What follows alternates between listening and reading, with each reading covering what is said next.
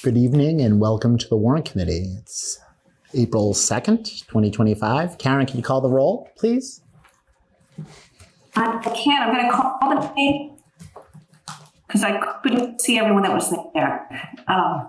So Tom is there, I know. Steve? What's up with that? Can you hear me? Not well.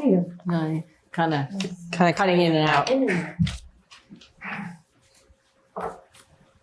Steve? Yep. Oh, okay. I'm sorry. I don't know what happened there. Lori? Yes.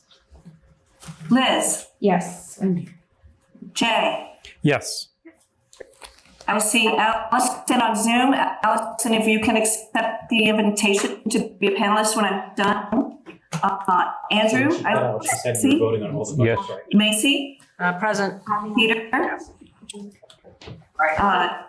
Julia? Yes. Yes. Brian? Yes. Aman? Yes. Ron? And Judy? What's wrong here?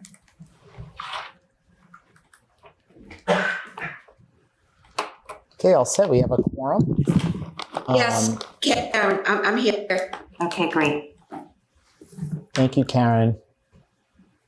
Thank you, Judy. So just continuing off from last night, we're going to start to have votes on these articles. We'll start with Article 1, and we'll move through. As we kind of decided late last night, we'll go through the articles, and obviously there are probably a few here that need some additional discussion.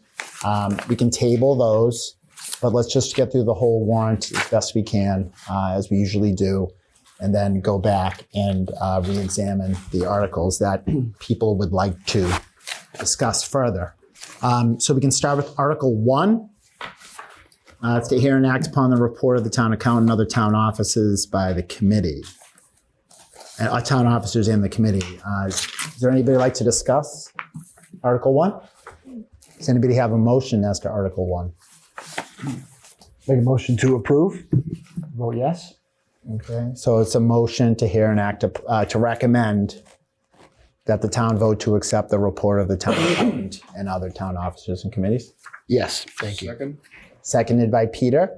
Karen, can we call the roll for the vote? Sure. Yeah. I'll start with Steve. Did you say me? Yes. Lori? Yes. Liz? Yes. Jay? Yes. Yes, yes. Allison? Yes. It's flickering. Andrew? Yes. Macy? Yes. Julia? Yes. Peter? Yes. Brian? Yes. Aman? Yes. And Judy? Yes, The motion carries. Thank you. It's unanimous. We'll move on to Article 2. It's a recommendation the town vote to amend the following appropriation voted by the 2024 annual town meeting by the article referenced in the table below for the 12-month period beginning July 1, 2024. It's money to the reserve fund, as we discussed last night, to appropriate the sum of $700,000. And that sum would be appropriated from funds certified from the Department of Revenue as free cash. Would any member like to discuss this article? Okay. No hands being raised. Is there a motion as to Article 2 and the recommendation to town meeting? I move that we amend the reserve fund appropriation for FY25 as shown in the document provided by the town administrator. Thank you, Jay. Is there a second? Second. Seconded by Steve. Karen, could we call the roll as to Article 2? Sure. Steve? Yes. Lori? Yes. Liz? yes. Jay? Yes. Allison? Yes. Andrew? Yes. Macy? Yes. Julia? Yes. Peter? Yes. Brian? Yes. I like your place. Aman? Yes. And Judy, Yes. and then back to Tom. Tom, she's asking. Yes. Motion carries. Thank you. As to Article 3, this is the town treasurer. Enter into balance agreements during the fiscal year beginning July 1, 2025, according to Chapter 44, 53F of the general laws, and act on anything related thereto, submitted by the select board. Would anybody like to discuss Article 3? Authorizing the town treasurer. Does anyone have a motion as to Article 3? I move that we recommend the town vote yes. Thank you. As to Article 3, see the town will vote to authorize the town treasurer to enter into compensating balance agreements during this coming fiscal year. Karen, can we call the roll? We have a second? A second. Second by Peter, I'm sorry. Thank you, Julie. Okay. Steve, Yes. Lori, Yes. Liz, Yes. Jay, Yes. Allison, Yes. Andrew, Yes. Macy, Yes. Julia, Yes. Peter, Yes. Ryan, Yes. Aman, Yes. Judy, Yes. Tom. Yes. Motion carries. Thank you. Okay, on to Article 4. Recommendation that the town appropriate $5,793,500 to fund the capital project listed in the warrant under Article 4. Would anyone like to discuss this article? Are we going to skip this one? Come back to it. Skip? Okay. Can I just make a comment? Sure. I did get a series of emails from Will on the library generator, because I brought that up the other night. Should I forward that to you or to the warrant committee? You could forward it to me and Karen if can distribute that Okay. to everybody. I think it's worth it. Okay. So we're going to table Article 4. On to Article 5. Article 5 is a recommendation the town appropriate the amount shown in the tabulation under recommendation for fiscal year 26. It's money to appropriate to the select board for the purpose of conducting a municipal audit ending this fiscal year, June 30, 2025. Would anyone like to discuss this article? The amount is $76,050. Any motions as to Article 5? Make a motion to recommend vote yes for Article 5. The town to appropriate the select board for the purpose of conducting a municipal audit for the fiscal year ending June 30th, 2025. Is there a second? Second. Andy's a second. Karen, can you call the vote on Article 5, please? Sure. Steve, Yes. Lori, Yes. Liz, Yes. Jay, Yes. Allison, Yes. Andrew, Yes. Macy, Yes. Julia, Yes. Peter, Yes.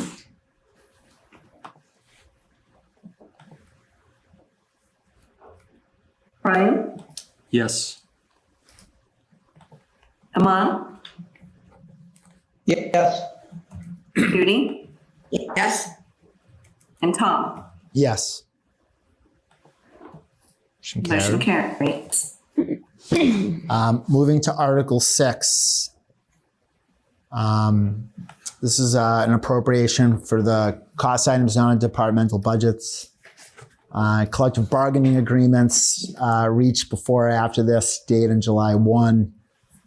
This between the town and bargaining units representing all town employees. The sums to be allocated to departments and act on anything related thereto. The wage set aside, the tabulation is in Article 6. Would anyone like to discuss this? Non-school union collective bargaining agreements. Okay, would anyone have seeing no hands, anyone have a motion? Make a motion for the recommend the town vote yes for Article 6, as noted, for the sum of the money. We'll vote to appropriate the purpose of funding cost items not in departmental budgets, beginning the period of July 1st, 2025. There's a second? Second. All right. Karen, can you call the vote? Steve, Yes. Lori, Yes. Liz, Yes. Jay, Yes. Allison, Yes. Andrew, Yes. Macy, Yes. Julia, Yes. Peter, Yes. Brian, Yes. Aman, Yes. Judy, Yes. Tom. Yes. The motion Hold on carries. for 1 minute and we're gonna reset our Zoom computer, which we think is gonna reset this very annoying reverb. Oh, absolutely. Just be like 1 minute. We'll take a 1-minute break. Sorry about Thanks. No, thank you. We need a, that. The people on Zoom might lose their audio of the meeting while we're resetting the computer, but they'll get it back very soon. okay. I don't know if you heard that. If you're on Zoom, you may lose your audio briefly. You will get it back. We're resetting our Zoom. Thank you. Thank you. We were going a little fast there. Slow it down. I don't want to get home before 11. Is your break? Are we live right now? Yeah. You are still live. Okay, great.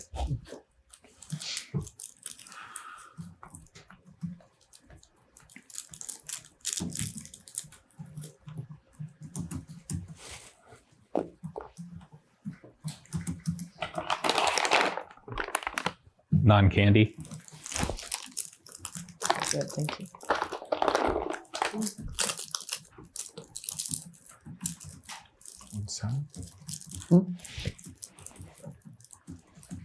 We're what?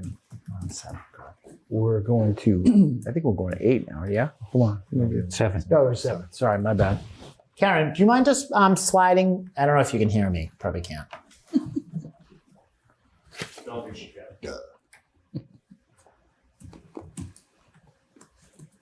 If you have your the warrant out on your computer or handheld device, perhaps, there are some numbers here you should just take a quick look at that were redone. Is this Article Article 7. 6, 7? 7. There's a bunch of Scrivener errors too further up. I don't know if you saw them. Spelling errors. I thought about correcting them, but I realized we can't do that, so I left it. There'll be an edit. We'll go through it again. Okay. Recording in progress. All right. Audio should be back. I Yeah. can test. Hi, Karen.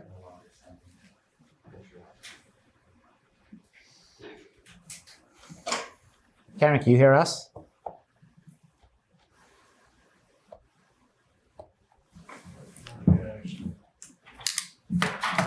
She needs a generator.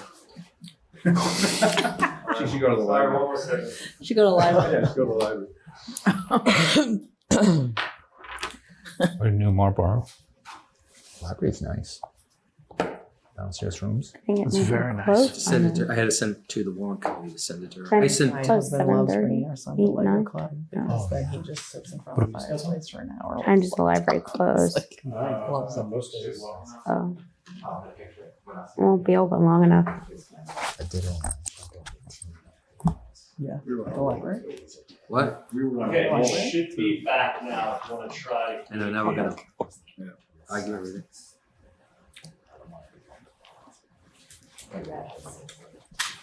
This is Karen. Does that sound okay? Yeah, Sound great, Karen. Much better. Oh, great. Nice. Much Nice- better. Nice and crisp. Excellent. So we're on to Article 7, Karen. And so is she. Yes, and as are you. So I just noted for the warrant committee the revised numbers in the tabulation. This is employee benefits, post-employment, everything. Does anybody would like to discuss or have any comments on Article 7? No? Okay, do I have a motion? And I'd ask that you do your best on the motion for the recommendation. I'm not going to repeat it.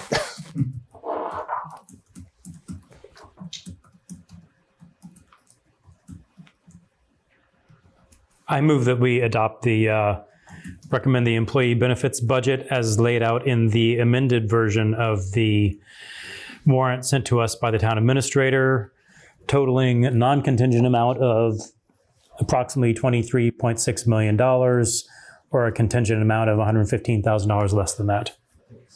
Okay.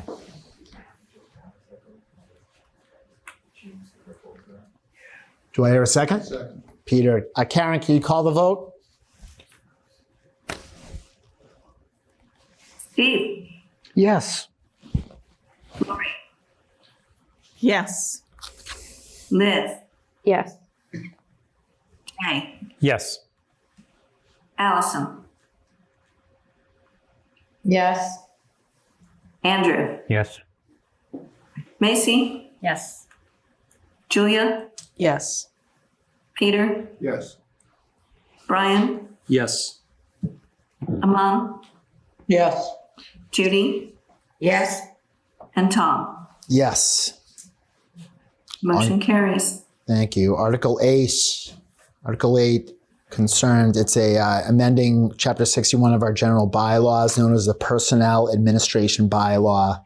There's a schedule set forth in Article 8, and to appropriate the sum of $100,000 to fund wage adjustments effective this July 1. Anyone like to discuss Article 8 as printed in the warrant? No hands raised. Is there a motion as to Article 8?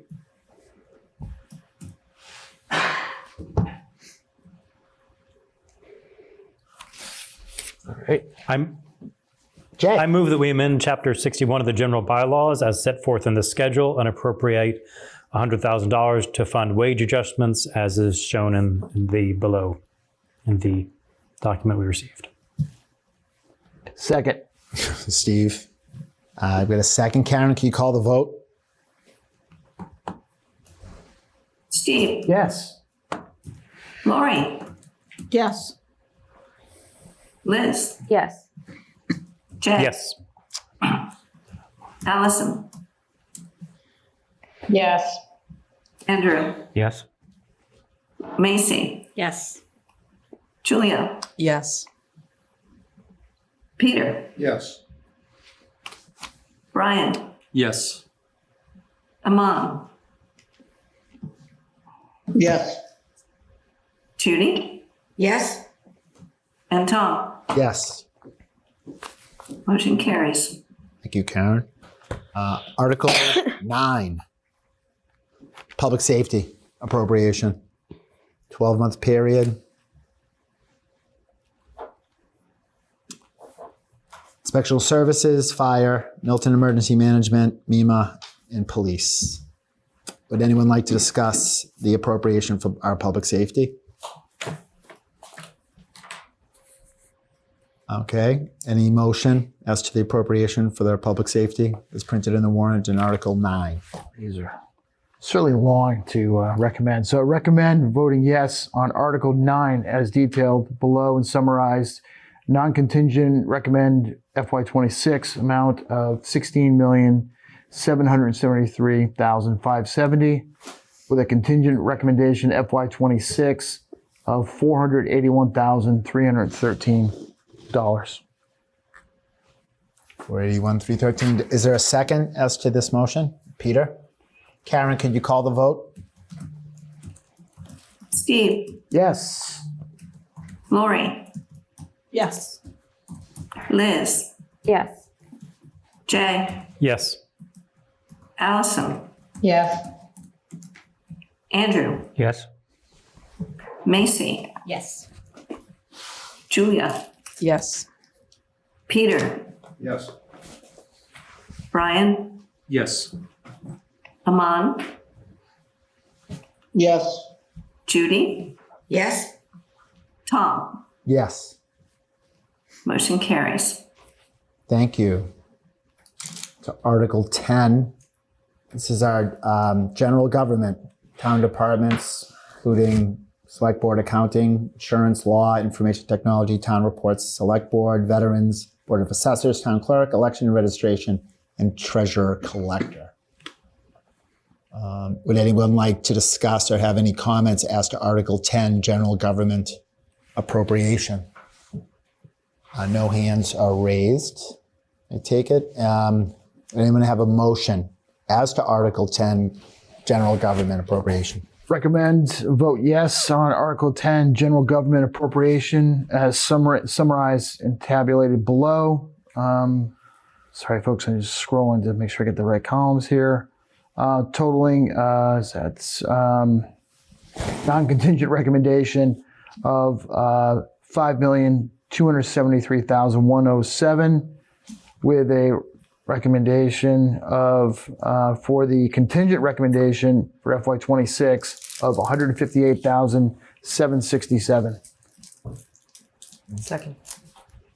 Julia. Karen, can you call the vote, please? Steve, Yes. Lori, Yes. Liz, Yes. Jay, Yes.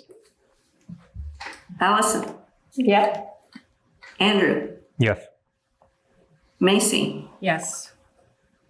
Julia, Yes. Peter, Yes. Brian, Yes. Aman, Yes. Judy, Yes. and Tom. Yes. Motion carries. On to Article 11. This is the appropriation for the boards and committees in the town, boards and special committees, A through H, including Conservation Commission, Council on Aging, Historical Commission, Planning Board, Master Plan, Implementation Committee, the Bylaw Review Committee with no appropriation, and our Warrant Committee. Would anyone like to comment or discuss this article, Article 11? Anyone have a motion as to Article 11? Make a motion to approve Article 11 as annotated here and tabulated below to fund the boards and committees. Non-contingent recommendation for FY26 of, make sure I get the right one here. Looks like $509,962. And contingent recommendation for FY26 would be $45,000.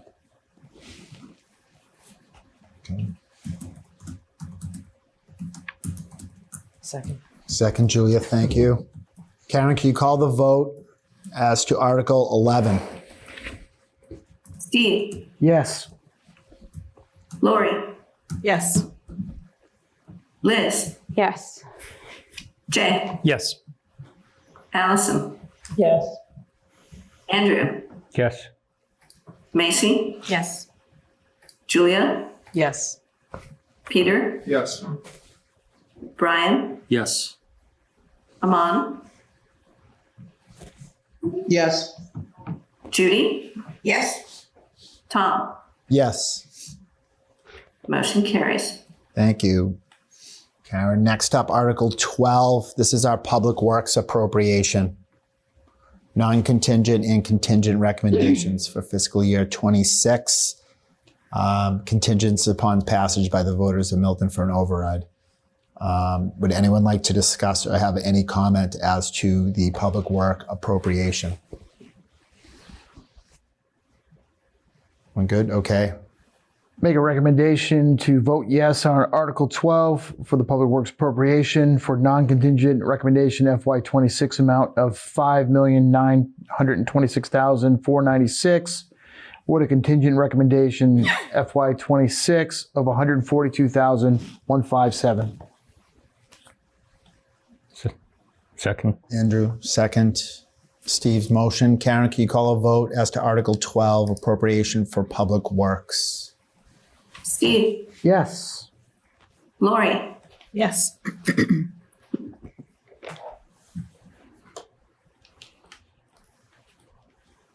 I might have missed that. Liz? Oh, I didn't hear you say my name. I'm sorry. Yes. Jay? Yes. Allison? Yes. Andrew? Yes. Macy? Yes. Julia? Yes. Peter? Yes. Brian? Yes. Aman? Yes. Judy? Yes. Tom? Yes. Motion carries. As to Article 13, this is our we're getting our enterprise fund articles. This is our water enterprise fund. And this is $8,024,903. There's a table in here, the appropriation, the recommendation. And I'd just like the Warrant Committee to note the corrected sum, the $250,000 retained earnings coming off the rate user fee for an amount of $7,574,903. Would anyone like to discuss or does anyone have any comments about this? No hands are raised. Would anybody have a motion to consider Article 13? Yes, make a motion to approve Article 13 for the Water Enterprise Fund with the noted correction of $7,824,000. Is that $7,574,963? Appropriated for recommended appropriation for FY26 of $8,024,903. Second. Andrew, second. Karen, can you call the vote as to Article 13 Water Enterprise Fund? Steve? Yes. Lori? Yes. Liz? Yes. Jay? Yes. Allison? Yes. Andrew? Yes. Macy? Yes. Julia? Yes. Peter? Yes. Brian? Yes. Aman? Yes. Judy? Yes. Tom? Yes. The motion carries. Thank you, Karen. On to Article 14, our second enterprise fund. This is our sewer enterprise fund. Town appropriate $8,799,989 to the enterprise fund, and that's $738,675 be included in the appropriation from the general fund for all indirect costs and be allocated to the sewer enterprise fund. And that $9,538,664 be raised and appropriated as follows, and the table included under Article 14. Does anyone have, again, motion or discussion of this? Make a motion to approve Article 14 Sewer Enterprise Fund based on the summary given by the chair with the appropriation for recommendation for FY26 of $9,538,664. You, Steve? Anyone second that? Peter, second motion. Karen, can you call the vote? Steve? Yes. Lori? Yes. Liz? Yes. Jay? Yes. Allison? Yes. Andrew? Yes. Macy? Yes. Julia? Yes. Peter? Yes. Brian? Yes. Aman? Yes. Judy? Yes. And Tom? Yes. The motion carries. Thank you. Everyone, on to Article 15. This is our Stormwater Enterprise Fund, and it's recommended that the town appropriate the sum of $1,103,060 for the Stormwater Enterprise Fund, and that $55,125 be included in the appropriations from our general fund for indirect costs and be allocated to the Stormwater Enterprise Fund for funding, and that $1,158,185 be raised and appropriated as follows in the schedule in Article 15, Stormwater Enterprise Revenue and Enterprise Costs. Would anyone like to discuss the Stormwater Enterprise Fund, or does anyone have a comment as to this article? I have a comment. Sure, Brian. Please. Was this is the one that was in relation, the question was I can't think of it now. Mass DCR owes money to the town. Correct. And I don't know if I think that should get noted in the notes, and maybe somebody should try to approach it. In the comment. In the comments, yeah. And I think somebody should try to raise it or something. I'm not against this, but. Anyone else, follow up on that? I think he's right. I think it should be noted there, and with the CPC funding as well, that there's things there helping to fund that project renovation of the building on land that they owe the town money, lots of money. So tough.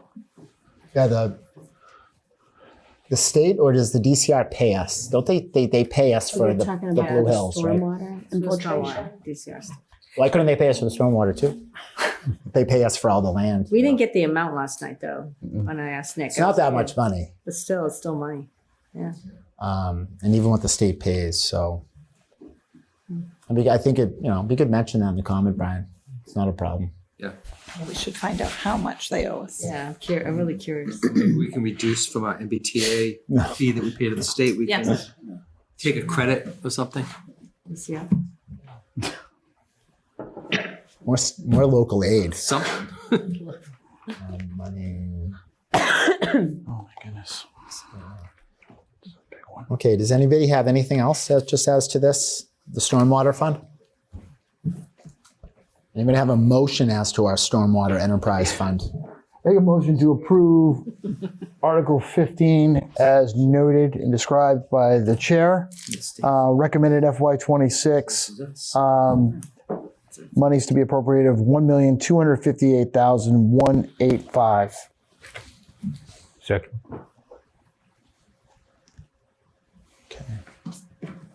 Karen, can you call the vote? Steve, Yes. Lori, Yes. Liz, Yes. Jay, Yes. Allison, Yeah. Andrew, Yes. Macy, Yes. Julia, Yes. Peter, Yes. Brian, Yes. Aman,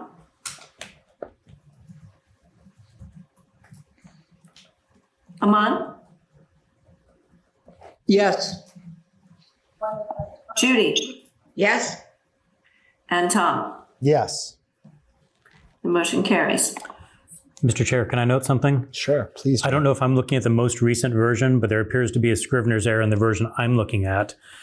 The total bottom line says 1,258,185, but in the paragraph it says 1,158,185, which Oh, that's right. That is an error. Thanks, Jay. Catch, Jay. Yeah. which Uh, and it also, yeah, similarly, the chart says 1203060, the third from the bottom, and the paragraph says 1103. That's also $100,000 yeah. off. And when he was reading it, I'm pretty much blaming Steve. I mean, I will accept all blame on this. well, this is the thing, committee. Like, we have the number in the written recommendation, but we have the table. Yeah, but we have the file, right? Should be. oh, good point. Good point. So Steve, Yeah, I'm not sure which is right or wrong. That's where we have to send it to them. Because you can. edit I that. think it's a lesser number, but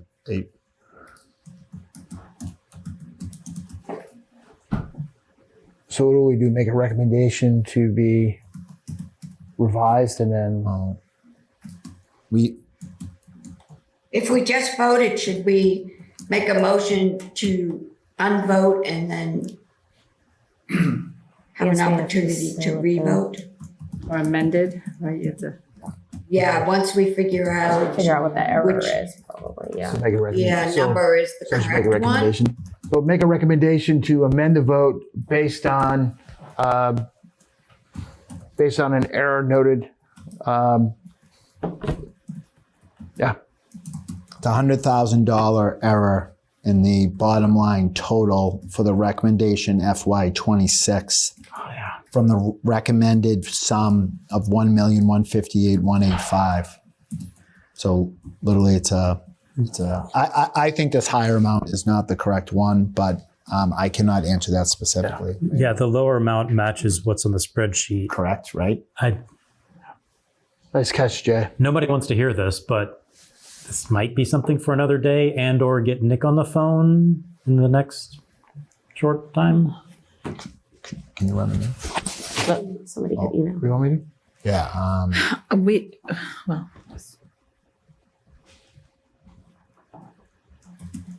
Well, Do you want me to call him? Yeah, Karen, can you reach out to him? I'm surprised he's not I'm gonna watching. turn my us. volume off for a second, but I'll call him right now. Phone a friend? Is that your final answer? Thank you very much, Jay Feldman. I'm sure that's what everyone is feeling in their heart right now. Lots of feelings.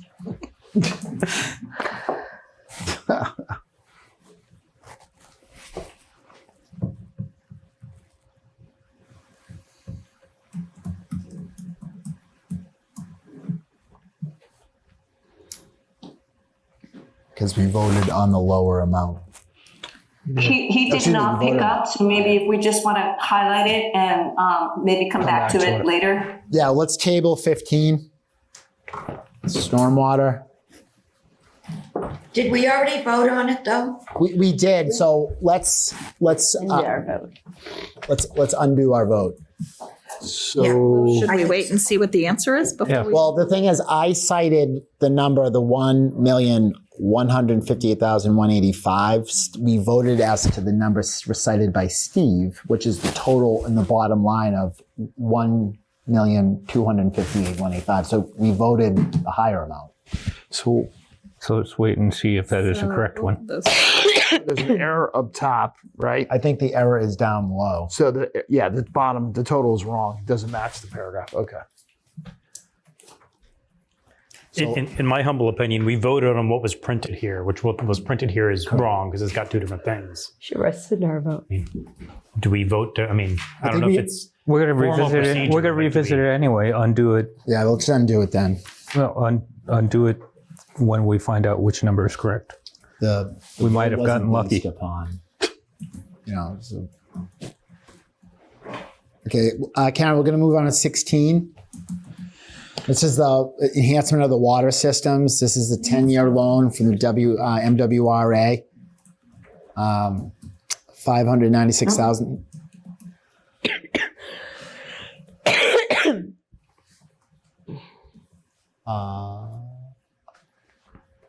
I'm sorry. 16. Is this where we are, 16? Yes, 6. Yeah. Would anyone like to discuss this? Let us borrow money. Can we go back? What budget file are you looking at, Jay? I don't know. It's To 15, I'm sorry, says- getting different. I the have one that we got this week, 32825 Stormwater. on the tab revenue summary, line 47, row 47, Yeah, and what number do you see? 1103060. Okay, and I'm sorry, I thought the number that you said was a different number. Oh, okay. So I do have that number. Thank you. I just want to make sure I had the right So file. that says to stormwater? Stormwater, yes, Okay, sorry. 15, yeah. I was pulling it. Can we go back to the last article? Yeah, we just read this one. Yeah, so we're on 16 now. Yeah. So this is voting to appropriate the sum of $596,700 be appropriated for the purpose of financing, rehabilitation, replacement, or enhancement of the town's water systems, including all incidental costs. And this is the funds used to rehabilitate the drinking water system through the MWRA Local Water System Assistance Program. Anyone like to discuss this? Article 16. Anyone have a motion as to Article 16?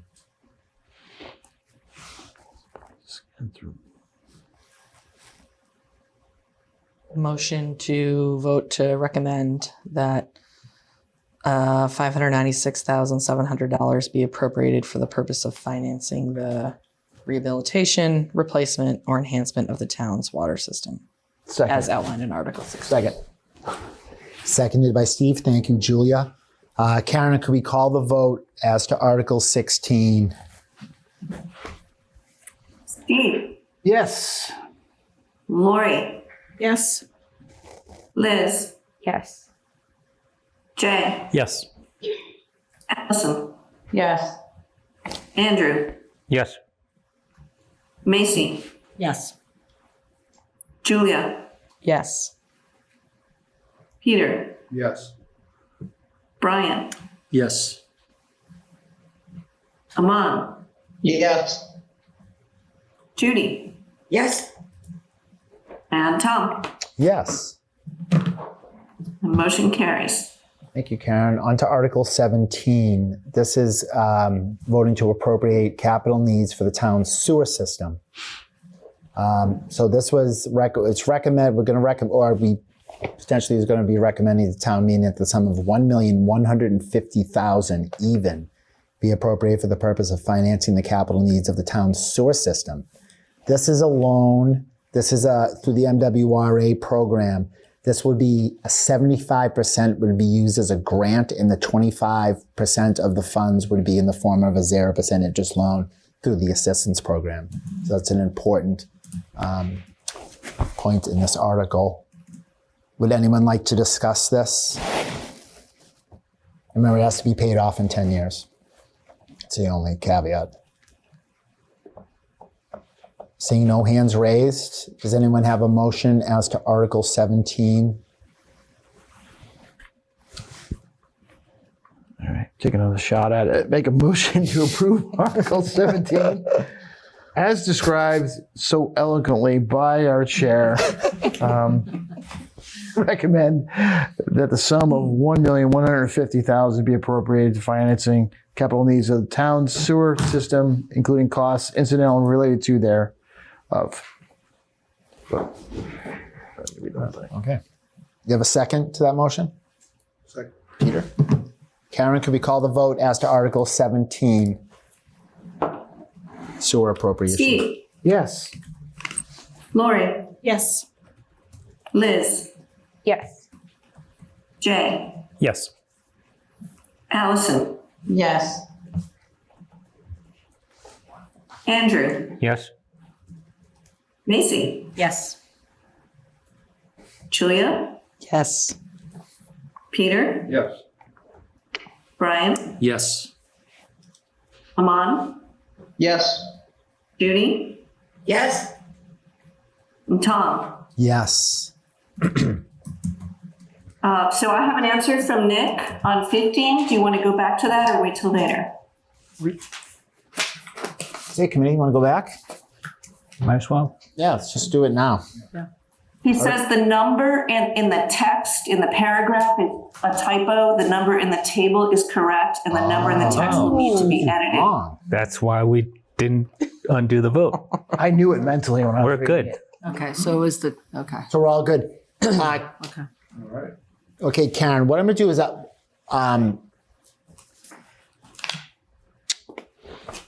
can you make a note of that in this warrant? Can you strike that or red line that number in the text just so Nick knows? Karen? Yeah, I'm sorry. I'm searching for it. I don't know why I can't. Oh, right here. Article 15, yeah. And it should be, what should be 1, 2. It should be 1,258,185.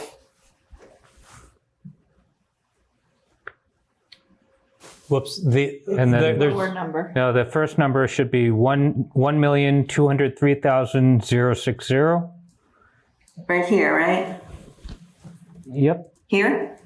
Yep, should be 1203060. And the last number in the text, the 1158185 should be 1258185.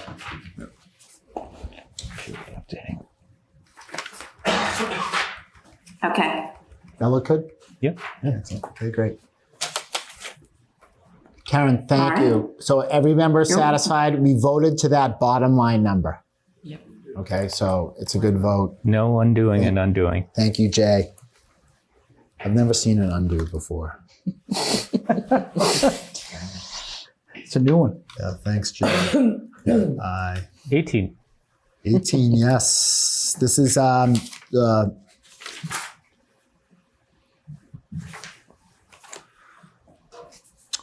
this is rehabilitation of our stormwater system. And our recommendation to town meeting would be that the sum of $320,000 be appropriated for the purpose of financing, rehabilitation, replacement, or enhancement of the town's stormwater system, including any incidental costs. We're authorizing the treasurer, after approval by the select board, to borrow pursuant to Chapter 44, Sections 7 and 8 of our general laws. So we're borrowing money to do this. 96 miles of public roadway in the town of Milton. Takes the water for it.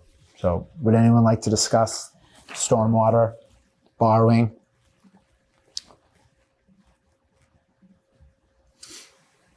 Make a recommendation to vote yes on Article 18 for stormwater, yes, is it stormwater? Rehabilitation of stormwater system, as noted by the chair, to have the treasurer make a recommendation for the sum of $320,000 and seek approval from the select board to do so. Second. Andrew. Karen, can you call the vote, please, as to Article 18? Steve, Yes. Lori, Yes. Liz, Yes. Jay, Yes. Allison, Yes. Andrew, Yes. Macy, Yes.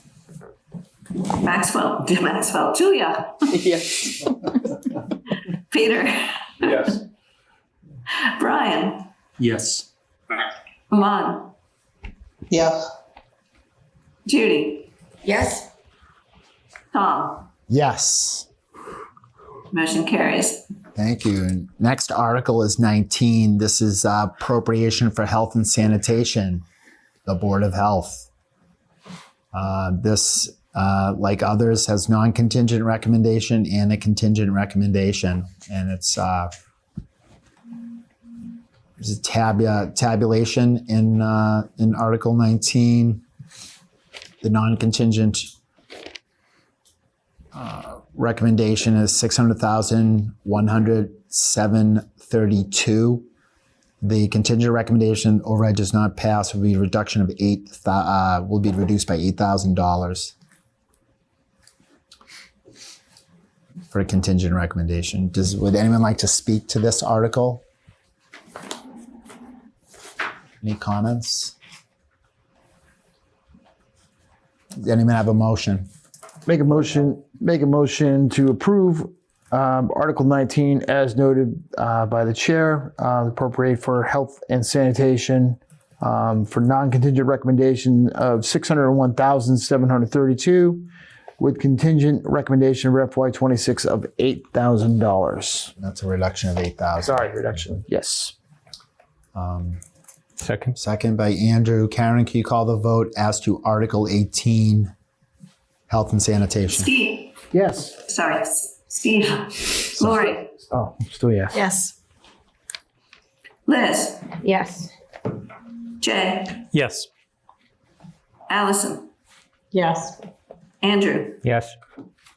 Macy, Yes. Julia, Yes.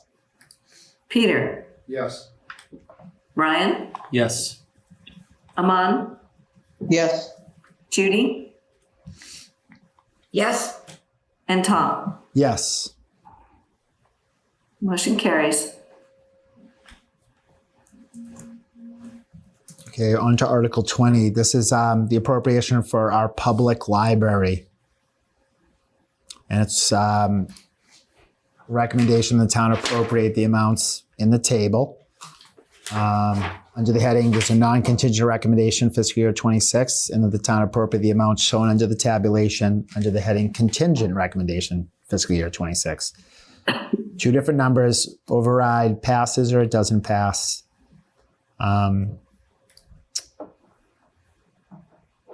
There's a slight increase in this budget, as indicated, just existing contracts, contractual wage increases, very slight.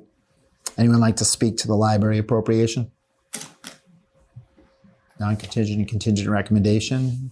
Is there a motion as to the library? The appropriation is $1,974,529, and that's raised from our tax levy. Make a motion to approve Article 20 for the public library. As noted by the chair, the raise $1,974,529 from the tax levy.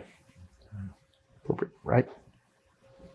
And the contingent recommendation is 69,850. Yes. Second. Seconded by Julia. Thank you. Karen, can you call the roll as to Article 20, the appropriation for the public libraries? Library. Steve, Yes. Lori, Yes. Liz, Yes. Jay, Yes. Allison, Andrew, Yes. Macy, Yes. Julia, Yes. Peter, Yes. Brian, Yes. Aman, Yes. Judy, Yes? and Tom. Yes. Motion carries. Thank you. On to Article 21. This is our appropriation for maintenance and improvement of our cemetery. Both, again, a non-contingent recommendation for fiscal year 26 and a contingent recommendation. I'd like to note for the Warrant Committee the change in the salaries and wages on the non-contingent recommendation down to $784,144. And the appropriation is in the total sum of $968,187 raised from the levy. It additionally recommends that the Department of the Cemetery is authorized to sell or exchange old equipment. The reduction on the contingent budget, if the override does not pass, is a reduction in the budget of approximately $35,000. Anyone like to speak to this? Comment concerning the cemetery budget? Seeing no hands raised, does anyone have a motion as to the cemetery appropriation? Make a motion to approve Article 21 as noted by the chair for appropriation for the cemetery maintenance and improvement. The non-contingent recommendation FY26 of total of $933,187 with a contingent recommendation for FY26 if the override doesn't pass of $35,000 to meet said appropriation. The sum of $968,187 would be raised from the tax levy. Second that? Second. Julia, second, thank you. Karen, can you call the vote on Article 21 cemetery appropriation, please? Steve, Yes. Lori, Yes. Liz, Yes. Jay, Yes. Allison, Yes. Andrew, Yes. Macy, Yes. Julia, Yes. Peter, Yes. Brian, Yes. Aman, Yes. Judy, Yes? and Tom. Yes. Motion carries. Thank you. On to 22. This is our appropriation for Parks and Recreation of the town of Milton. This again is a non-contingent recommendation fiscal year 26 and a contingent recommendation. And this is to authorize the continued use of Parks and Rec revolving funds pursuant to the provisions of Chapter 68 of the general bylaws of the town. And appropriate the amount of $741,408 to be raised from the levy to support Parks and Recreation. The override is not approved. The reduction in the budget will be $26,494, and that specifically will is in the appropriation for the part-time employee that manages the Wildcat Den. And the Wildcat Den will not reopen if the override does not pass. Anyone have any comments as to this article or would like to discuss? Parks and Rec? Anyone have a motion as to this article, Article 22? Make a motion to vote yes for Article 22 appropriation for the Park and Rec Board of Commissions, appropriate the funding pursuant to, for the revolving fund pursuant to Chapter 68, with a non-contingent recommendation for FY26 of $714,914, with a contingent recommendation for FY26 of $26,494. Anyone like to second Steve's motion? Andrew is a second. Thank you. Karen, can you call the vote on Article 22, Parks and Rec's appropriation? Steve, Yes. Lori, Yes. Liz, Yes. Jay, Yes. Allison, Yeah. Andrew, Yes. Macy, Yes. Julia, Yes. Peter, Yes. McGuire. Yes. Sorry, Brian. I like that better. Tired. Ahmad, Yeah. Judy. Judy Yes. and Tom. Yes. The motion carries. I'd prefer to use Brian's new nickname, Generator. Jenny. Jenny. Jenny. It's friendlier. Jenny with the G. He goes by machine after. This thing is whole Jenny from the Block thing with him. This is, yeah. That's great. I like that. On to Article 23, and this is our consolidated facilities appropriation. And again, a non-contingent recommendation for fiscal year 26 and a contingent recommendation. The recommendation of the committee would be that $1,416,167 be raised from the levy to support the Consolidated Facilities Department. The override does not pass. There would be a reduction of $52,420. And that would affect, Consolidated Facilities will have to reduce their employees by 1. So that is Article 23, non-contingent and contingent. Again, there would be a position lost to Consolidated Facilities if the override does not pass. Would anyone like to discuss or does anyone have a comment as to this article? Seeing no hands raised, does anybody have a motion to Article 23, Consolidated Facilities Appropriation?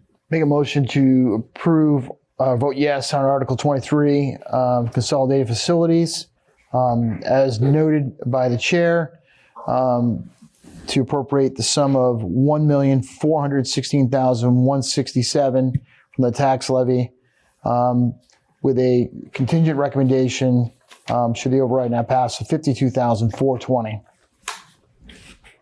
Anybody like to second this? Peter, seconded, thank you.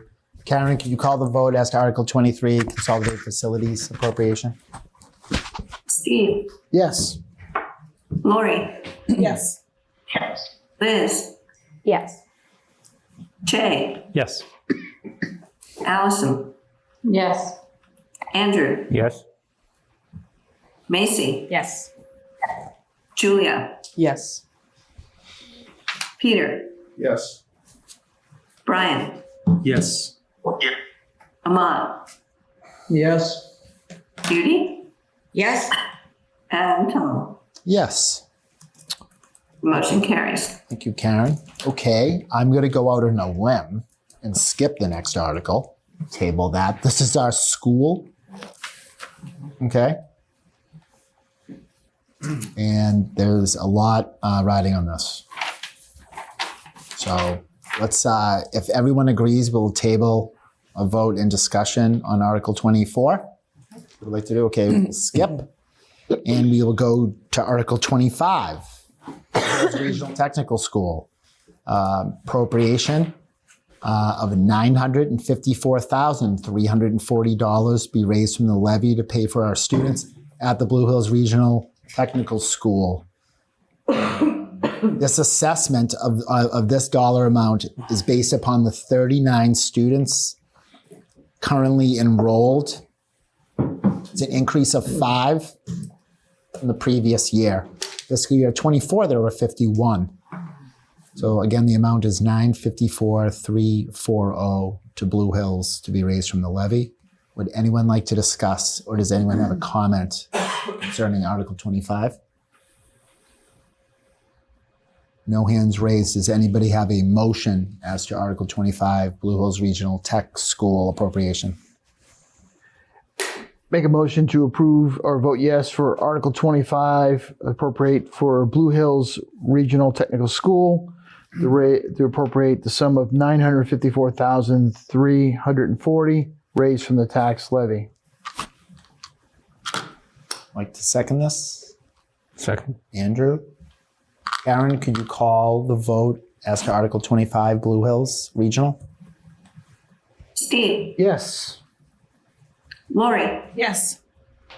Liz, Yes. Jay, Yes.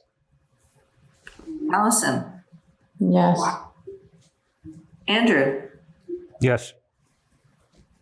Macy, Yes. Julia, Yes. Peter, Yes. Brian, Yes. Aman, Yes. Judy, Yes? and Tom.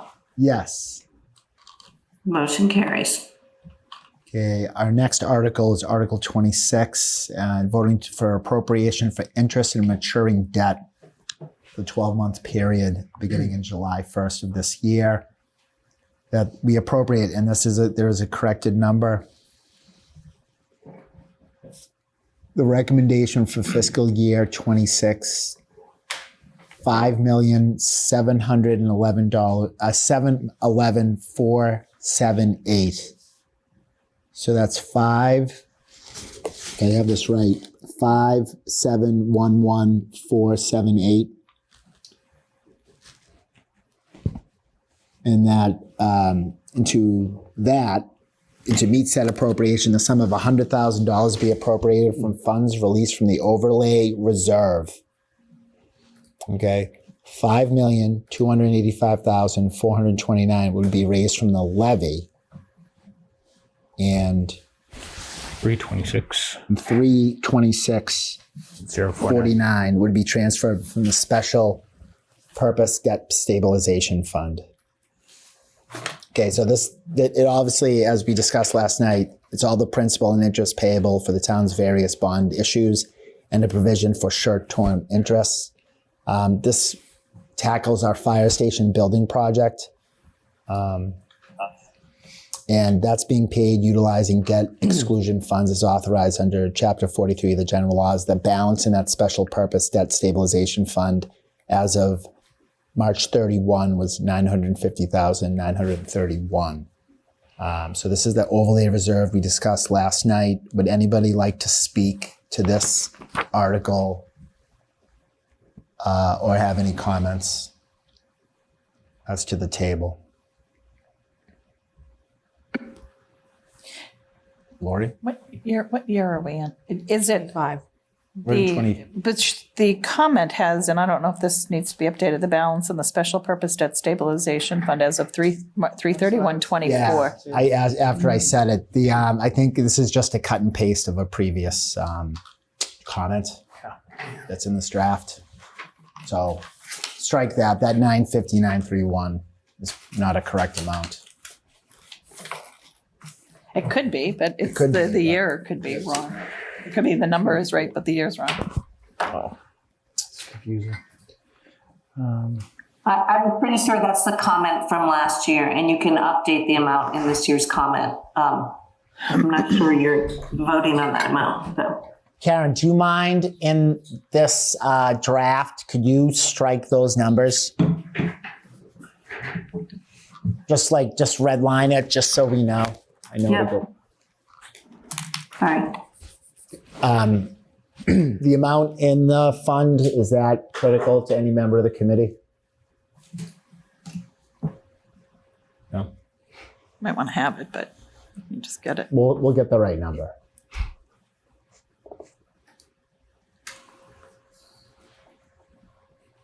Ryan? Right. Looking at you, like looking at each other. I'm feeling the momentum, yeah. It's 20, make a motion, yeah? Yeah, wait till she. Is that, I can't see. Is that Looking for. Is Karen able to? Oh, okay, perfect. Thank you, Karen. Is that okay? Oh, it's perfect. Okay. Okay, again, I don't believe that's the right number. I can't speak to that. That will be corrected in our comment. But would any, again, no one like to speak or have a comment concerning this or discussion, I'd ask for a motion. I'll make a motion to approve Article 26, which is to vote that the town appropriate the amount shown in the following tabulation under the heading recommended FY 26, which is $5,711,478. That was hard. I know, it is hard. second? Andrew, you want to second that? Andrew, second it. Peter. Well, I thank you. Karen, can you call the vote as to Article 26, interest in maturing debt? Steve? Yes. Lori? Yes. Liz? Yes. Jay? Yes. Allison? Yes. Andrew? Yes. Macy? Yes. Julia? Yes. Yes. Peter? Yes. Brian? Yes. Aman? Aman? Yes. Judy? Yes? And Tom? Yes. Motion carries. Thank you, Karen. On to Article 27. This is our rescinding authorized borrowing. So this is article, as we discussed last night, about borrow money that we don't use. And there are 3 items on the table. Sewer, roadways, 2 roadway borrowing authorizations town meeting gave. The amount of the borrowing was $2,115,056. Would anyone like to speak to this article, Article 27? Comment? No? They would have a motion as to 27. I move that with regards to Article 27, that the town vote to rescind authorized but unissued portions of the amounts authorized to be borrowed to pay costs of capital projects shown in the following tabulation amounting to $2,115,056. Second. Seconded by Steve. Karen, could you call the vote as to Article 27? Steve? Yes. Lori? Yes. Liz? Yes. Jay? Yes. Allison? Allison? Yes. Sorry. Andrew? Yes. Macy? Yes. Julia? Yes. Peter? Yes. Brian? Yes. Aman? Ahmad? Yes. Yes. Judy? Yes. And Tom? Yes. Motion carries. Thank you, Karen. On to Article 28. This is appropriations for stabilization fund, capital stabilization fund, and our road stabilization fund, according to Chapter 40 of the general laws. So this is, again, a non-contingent and contingent.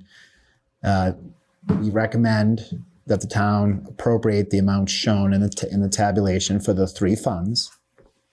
Under the heading non-contingent fiscal year 26, and the contingent recommendation of fiscal year 26, and this is all override dependent, and that we're asking to meet that appropriation, the sum of $528,956 shall be appropriated from the funds certified by the Department of Revenue as free cash. If the citizens of the town do not approve an override ballot under Chapter 59, Section 21C of the Mass General Laws, the town shall appropriate $300,000. And to meet that sum will be, again, appropriated from funds certified by the Department of Revenue as free cash. And we list the balance in the stabilization funds. Would anyone like to discuss or have a comment as to Article 28, our three stabilization funds?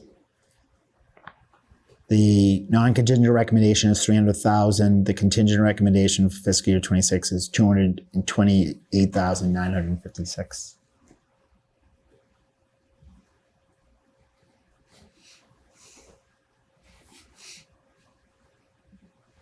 And have a motion?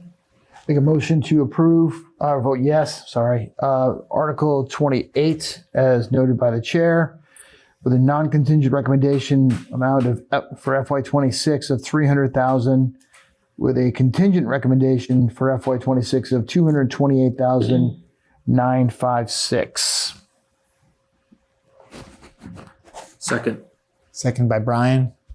Karen, could you call the roll? The vote, please. Eve? Yes. Lori? Yes. Liz? Yes. Jay? Yes. Allison? Yes. Andrew? Yes. Macy? Yes. Julia? Yes. Peter? Yes.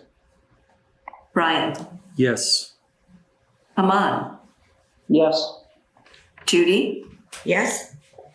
And Tom? Yes. The motion carries. Thank you. Article 29. Okay, so a recommendation that the town vote to establish a special purpose stabilization to be known as the Operating Budget Stabilization Fund. This is for the purposes of funding the operating budgets of the town and the public schools. Okay, and the town vote to appropriate $2,700,000 to the Operating Budget Stabilization Fund, and the sum of $2 million of that be appropriated from funds certified by DOR as free cash, and $700 to be raised from the levy. Now, if the voters do not approve the override, no appropriations will be made to the Operating Budget Stabilization Fund. It will be created, but not funded, if the override does not pass. If the override does not pass, we're putting zero in this? Correct. There will be no appropriation to this fund. We will create it for future funding, or in the belief that we're going to put some money in this.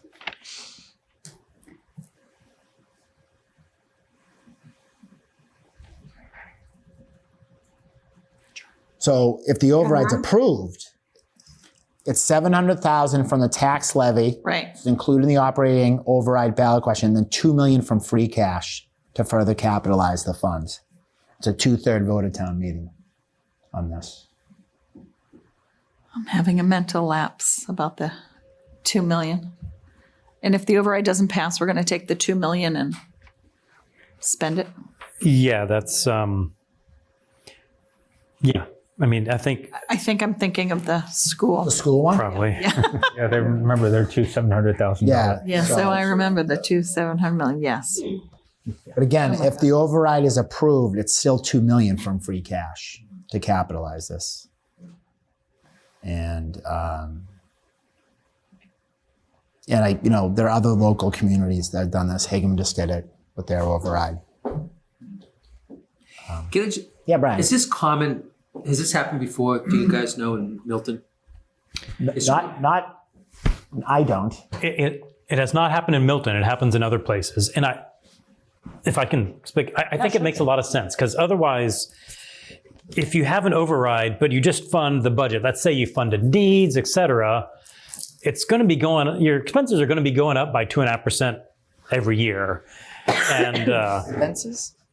yeah, your costs are going to be going up by more than 2.5% every year, and your income's only going to be going up. So if you don't have something like this, then you just pay for what you got in the year of the override, and every year after that, you have to chip away at town services essentially in some way. This is a way to build in a cushion so that we fund that cushion, and then let's say our expenses go up 3.5% every year, our tax revenue goes up 2.5%. We've got some in here. It's like a savings account. Yeah, it's a revenue source actually. Like it's not we dropped the ball. It's a reoccurring revenue source for the town. Here's the only issue that I have with this and the other schools-related stabilization funds, which is you're creating multiple pockets of buffer that will facilitate future fiscal irresponsibility. And the special education fund in particular is a really tricky one, because on face value, no one would possibly say, let's not fund special ed stabilization fund. But really what that allows the schools to do is spend elsewhere, knowing that there's going to be a bucket to cover additional special ed needs. Yeah, if you remember, I think 2 times ago when Nick came in and this was first brought up, I said, is there going to be a written policy as to when this will be used? Like, for example, if out-of-district special ed goes up by more than X%, we will pull that exact number of dollars out of here. I don't know what the policy would be. I'd love to see a policy written down before this is funded. And before things happen. Before, let's say, July 1st, I don't know, before town meeting, before something. Mm-hmm. Yeah, we could wait till, the stuff hits the fan a year from now and then write a policy that says, and we can do this.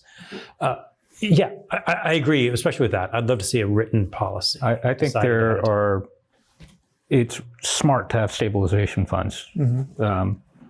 An operating stabilization fund, capital stabilization funds, but to create multiple funds that the schools or departments that are not responsible with their budgets are able to tap gives them cushion and leeway, knowing that if we make a mistake, it's going to be there. And what are we going to do? Not fund? Well, I mean, for this fund specifically, if you look at the 5-year projection that Nick and Amy provided, you can see, with this initial seed and 700,000 going in every year, Nick and Amy have a certain amount coming out every year, and it works perfectly well for 5 years. And then if we do have extra free cash in certain other years, we'll presumably put more into here, and that might get us a 6th year. So the future will never be like that 5-year projection thought. But I share your worry about the special ed fund. I'm less worried about this one. I would prefer to see a school stabilization fund and other operating stabilization fund, because if I had to guess who's going to take the lion's share of this fund, I would imagine it's the schools. I wouldn't guess that, because that's not what happens so far. And they get their 2/3 of the budget because they're 2/3 of the expenses. I mean, I don't know. I would not guess that. I mean, yeah. Would you be more comfortable? I don't know.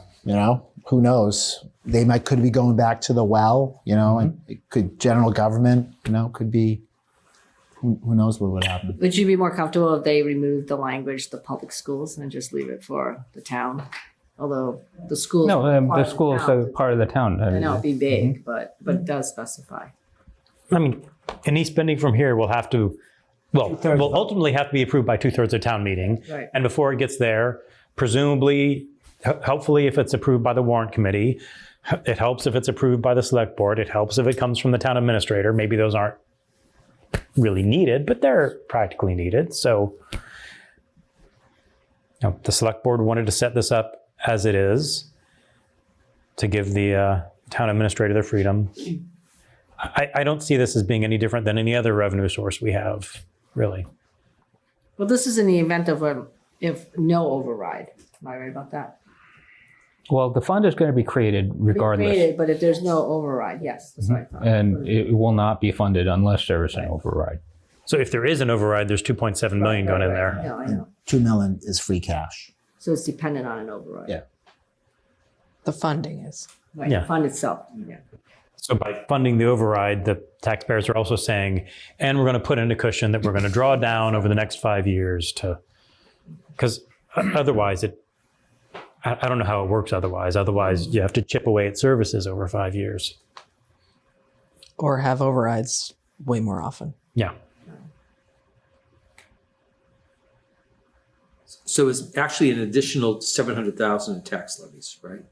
Correct. Yeah, correct. Yeah. And when you go to vote, it'll say that. It'll say 8.8 million general revenue and 700,000 for this. So this On is the like ballot. forever money. Yeah. Right. Right. As long as they Forever. don't chip that I mean, constantly. this is probably hard to bring up, but I probably like this better than the school one because the school one, I mean, they can just oversight it. They're the only ones that have oversight of their own budget. So it's always there. They can spend that extra money. Well, the select board has to. They're the ones that just board. make that decision. I don't think the select board has, did I hear On them theirs, wrong? yes. It's select and school. Yeah. Oh, okay.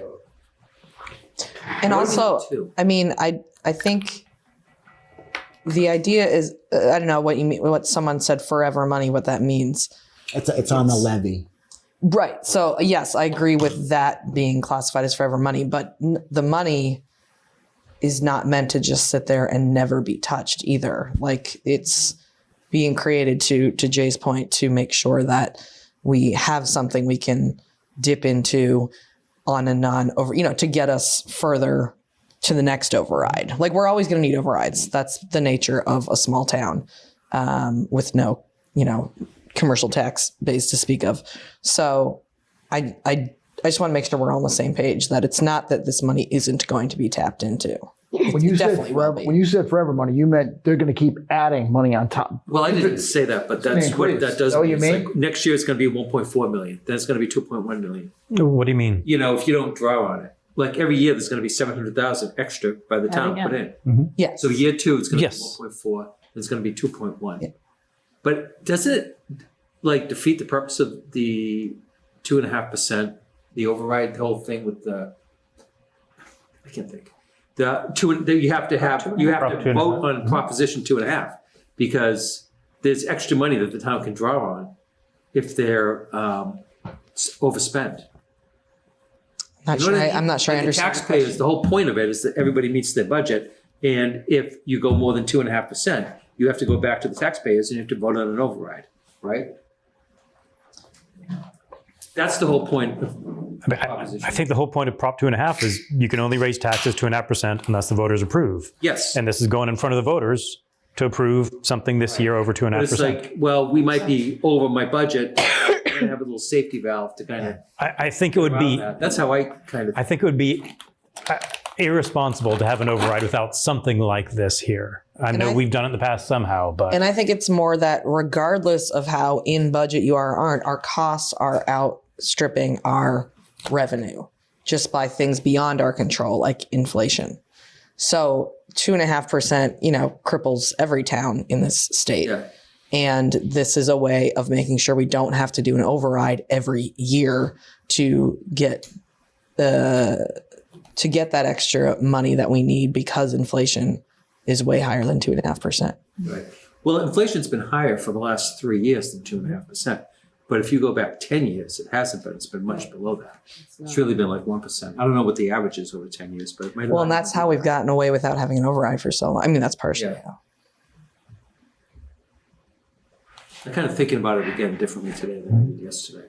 But I think to Jay's point, I think my understanding is this is best practice to create a fund like this so that we don't end up in the situation we're in now, so that when there are projected budget shortfalls for whatever reasons, you have something to fall back on instead of having to cut services mid-year.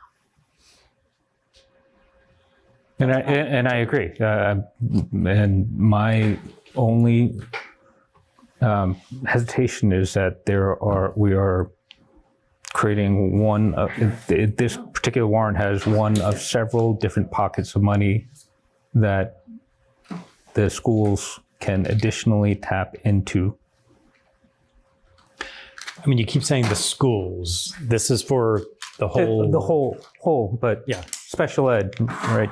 And That's specifically for the schools. Yeah. Mm-hmm. Yeah. And that I would love to see a policy written down. I don't know how we're going to enforce that, but.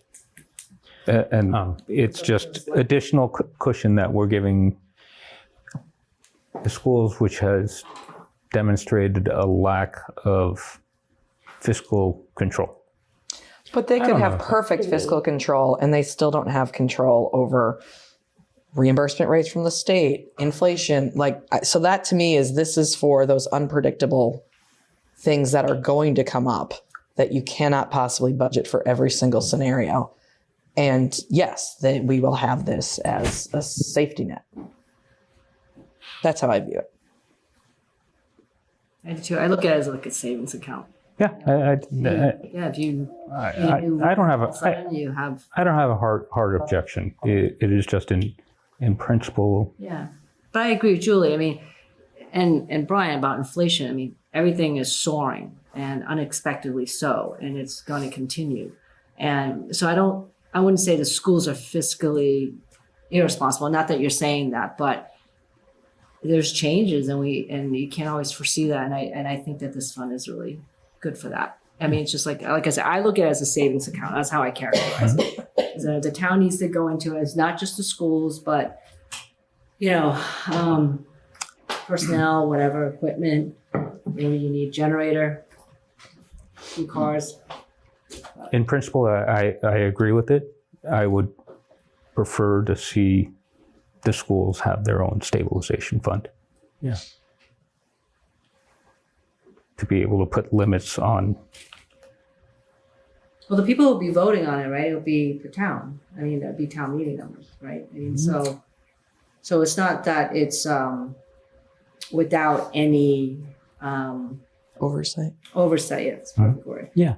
So people will vote based on whatever request is submitted to dip into this fund. So it's not like somebody could just say, "Oh, I need this." So it's going to be the town meeting that members will vote on it. So there is oversight. It's hard to vote against it. Vote against the drawdown if you're saying teachers are going to lose jobs, right? Yeah, I mean, I think it depends. I mean, right? I mean, I can't. I gotta go. I'm predict it. I'm going to join. Allison, then Judy. I see Andrew's point. I think we have a hard time with the tracking. So I can understand his point of having a school stabilization so that we can kind of monitor, the expenses, because let's say we have different pockets, and we're already confused of these other stabilizations, or because the amount's obviously the same too. But, I think the problem has been just being able to fine line, because then it's, to Andrew's point, which I've seen numerous times, is finding these pockets to be able to fund the schools.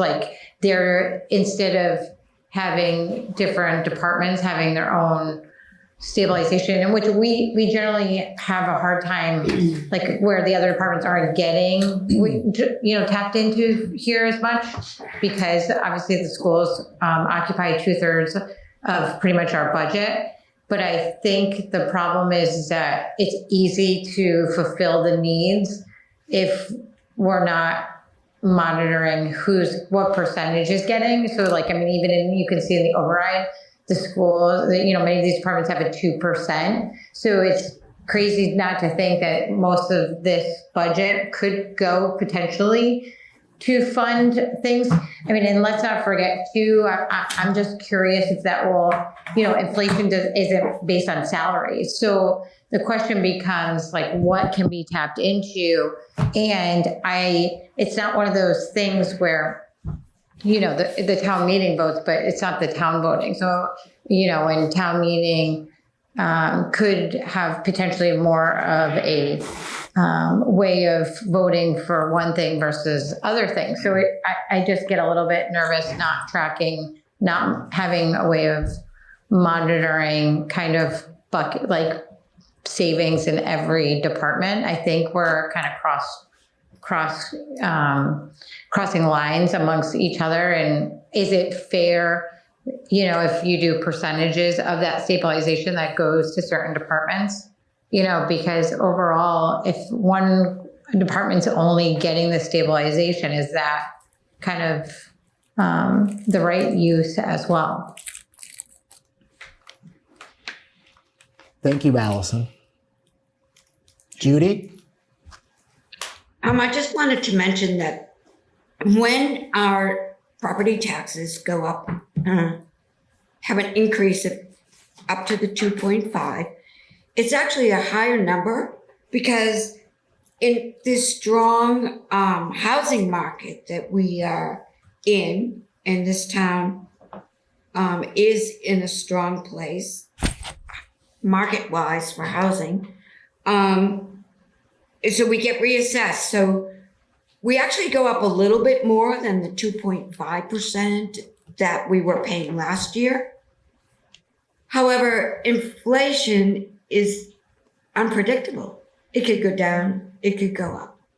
If anyone's reading the Wall Street Journal, the last couple of days, there's a prediction that it will have an upward trend. Then again, times could be really good and it's a downward trend.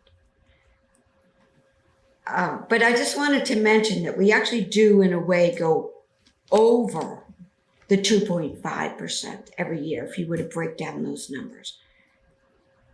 But it is good to have, as they say in your private finances, have so many months worth of emergency funds available.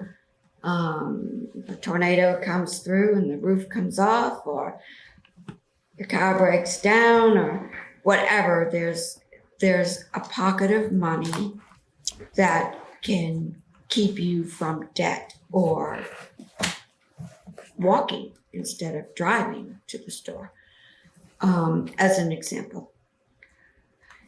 So, and I understand what comments have been made that this is now considered a general fund for absolutely every single department in town,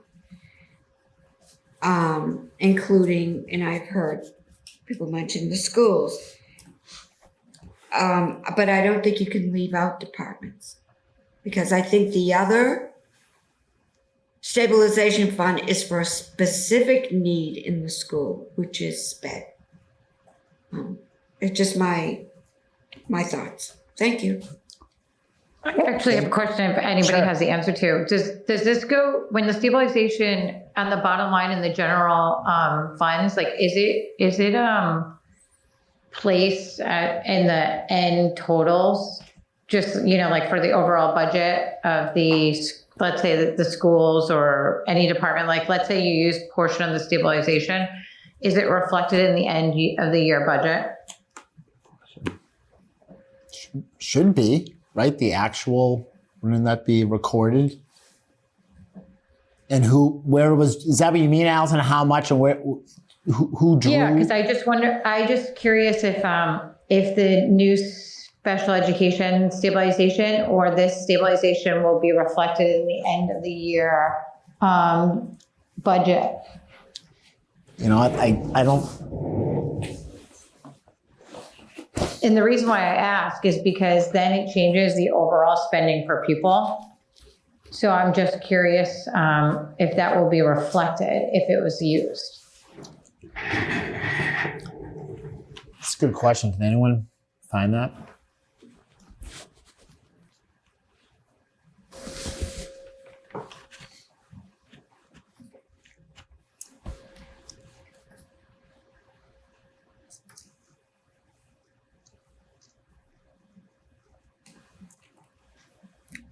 Interesting point. Very good point.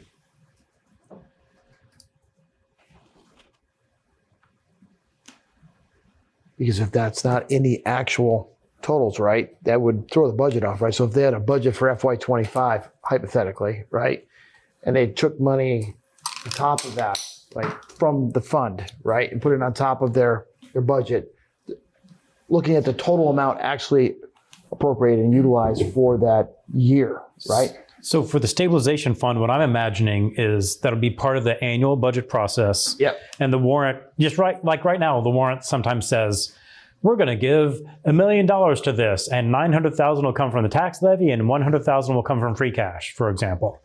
I'm thinking it'll say this much will come from the tax levy, this much will come from the override stabilization fund. Now, that's not addressing the question about the special ed stabilization fund. That doesn't happen at town meeting. That happens throughout the year as the select board and the school committee see fit. So that I don't know where that would go in the budgets. But as far as does the Department of Elementary and Secondary Education take that into account in their per pupil calculation, I don't know. That's on them. Yeah. That's a good question. Very good. Do you understand what that, Lori, do you understand that? If that would be into the total amount allocated for that year? It's in the, it's in available funds, just like free cash is. And then, so it would be in our total revenue. The 2 million of free cash is there now. And then that comes out, as we said, if the override doesn't pass. But if you put that into The stabilization. any department uses it, does it show up as a line item at the end of the year for them? I don't know. I don't know. Okay. Because what I'm seeing here is, That's kind of important, right? So if they, well, I think Allison has a great point. if any department utilizes the funding, and they're setting their budget and not carrying that in that number, wouldn't they be off? Well, it probably has to get booked to the expense because they're going to pay let's just take salaries. It's an easy one. They have salaries and oops, now the gas bill was too high. They paid the gas bill, but they still have to pay salaries, right? So they now have to take money out of stabilization and it's going to hit the line items that they're going to pick one. Well, the other concern too is like stabilization already for sped is being used. Like, they're planning on using it. So it won't be able to grow. So that 700 is already being, it makes me a little nervous too, to already be thinking like that. And I understand that obviously the deficit, but not only will I wonder if it will be added to the overall end of the year amount, but practices, thinking of using it and not adequately budgeting because you have, that you do have the savings, just like any normal person. So just being mindful of that, but and adding that extra, you're looking at almost like a 1.4 additionally. So just being mindful of these other areas that make a big difference in the overall budget, 1.4. So it just, thinking of all these things. It's a lot of different stabilizations. So, and then overall, when it's not considered in the general fund budget, is it considered at a different category because it's not considered part of the general? So that's just new things for us. And so just thinking about it in the overall picture of, and that changes the spending for people too. So, yeah. Good point, Allison. And anybody want to speak to that further? Well, I kind of would like to know the answer. The answer to what? I'd kind of like to know the answer To what? to the whole, like, how does it get allocated? So if we pull 500,000 out of the stabilization fund next year, where's it go? I think it's just like the same way that we have our tax levy. It's just all part of that pool. But when you pull it out, right, then it's, so it's in the pool. And I guess it goes back to what I was saying. You're booking your expenses to wherever they're happening. And it just ends up that your bank account now is negative. So we have to move money from the savings account into the checking account to balance. I think we'll be using this when building next year's, or not using this in this case, because we're supposed to be building it up for a couple of years. But like, let's say we're in, I don't know, FY 2019, 2029, at the point when we expect to be drawing it down, then when building the annual budget, Nick will say to himself, I've got $4 million in here, and the plan is to take $1 million out. We've got this much from the tax levy. We've got $1 million coming from here. This is the total amount. This is our budget. This reminds me of what free cash was intended for. Like we now use free cash as like our way of paying. And that's kind of why we got into this deficit. So we were supposed to use the free cash for stabilization. And now we're actually writing it in. I think you're right. I think this is, I'm sorry. No, it's okay. We're in discussion. So but it used to be that we used free cash. Now we're using free cash to pay for expenses. And that was never the intent when we started using free cash. So now it's like, now we're rewriting it into stabilization by putting money into stabilization, but that's what free cash was intended to do, not for us to pay for the stabilization.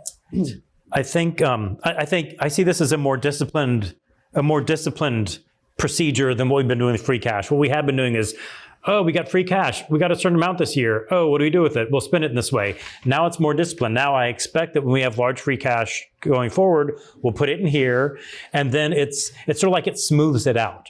Rather than unpredictable free cash from year to year, it's predictable. We've got $5 million in here. We added another $1 million in free cash, but we're predictably drawing down $1.5 million and looking towards, which year will we have an override? I think it's very much like free cash, but more disciplined. But you don't want everybody now thinking, we can have pay increases of 5 to 8% What's every year. Everybody?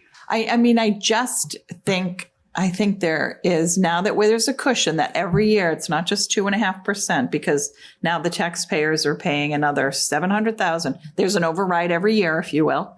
It's 2.5% plus $700,000.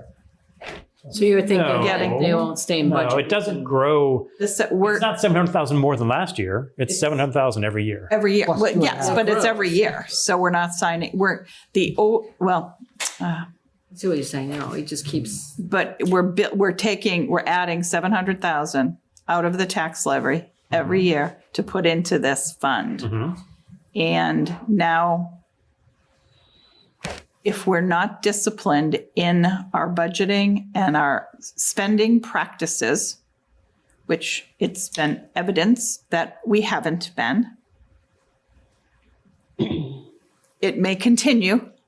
So this will become just more taxes to pay for the spending habits that we currently have had, and will continue to have, because we've,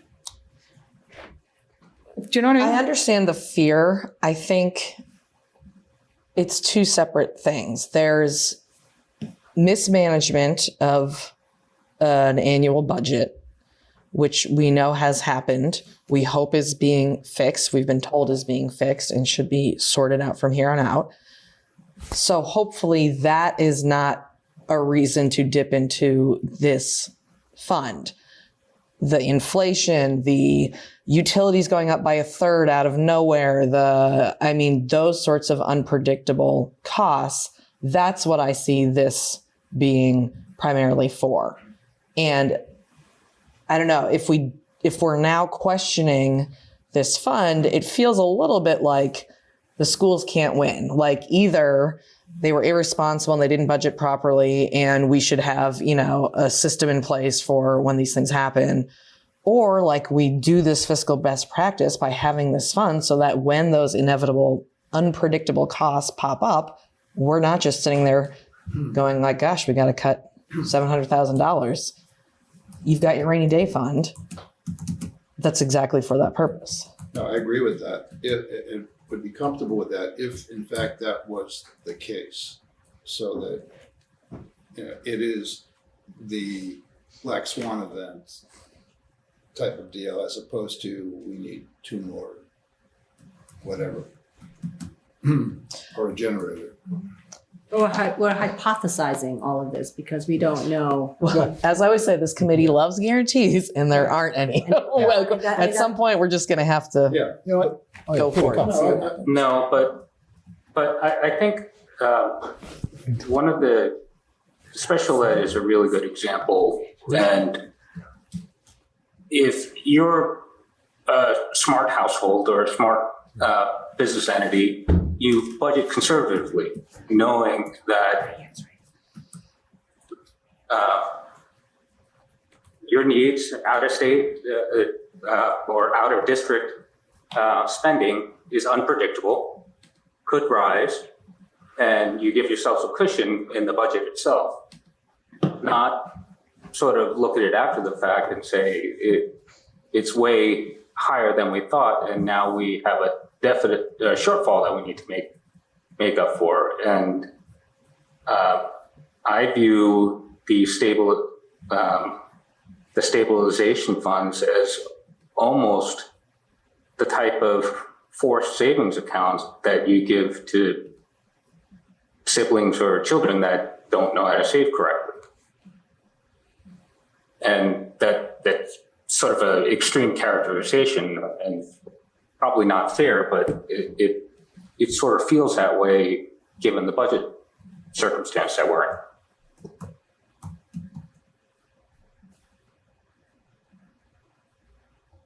Thank you, Andrew. I'd like to make a comment. And that's my concern. I'll allow it. Thank you. So when I hear Julia, that makes me feel good, right? That's what I think, that if I was standing there with the levers, that's what I'd be doing. But then I hear Lori and, others. And I mean, I think my concern is like this last minute, we're up against the fence, we need $1 million. Kind of like what we're seeing this year. Like we're getting, well, what are we going to do? We got to tap the fund. That's just my concern is just the budget practicing and the last minute stuff. But like I said, like it's conjecture. Like I don't know. I would hope that there would be they would approach this fund responsibly and use it for exactly these types of things. But I said, but in the back of my head, I still have this, like Lori said, I know I'm a little nervous that it could be, I don't say abused, but it could be obvious. Well, don't worry, we have this here. We have a rainy day fund. Type of thing. So I don't know. I mean, I can see both sides of this so easily. And the fact that there aren't like things in place. Well, that's right. I don't know. So, and that's part of the issue, I think, in general. So there's been budgeting issues. And I mean, I don't mean to take this into the school stuff, but there's been budgeting issues, which I think are being corrected. But there's oversight that has been probably non-existent. And there is a level of leadership that will say no We cannot do that.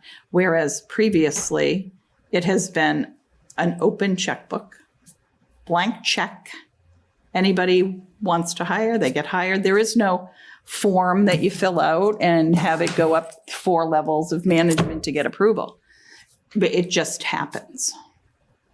So unless those practices are truly put in place, things won't change.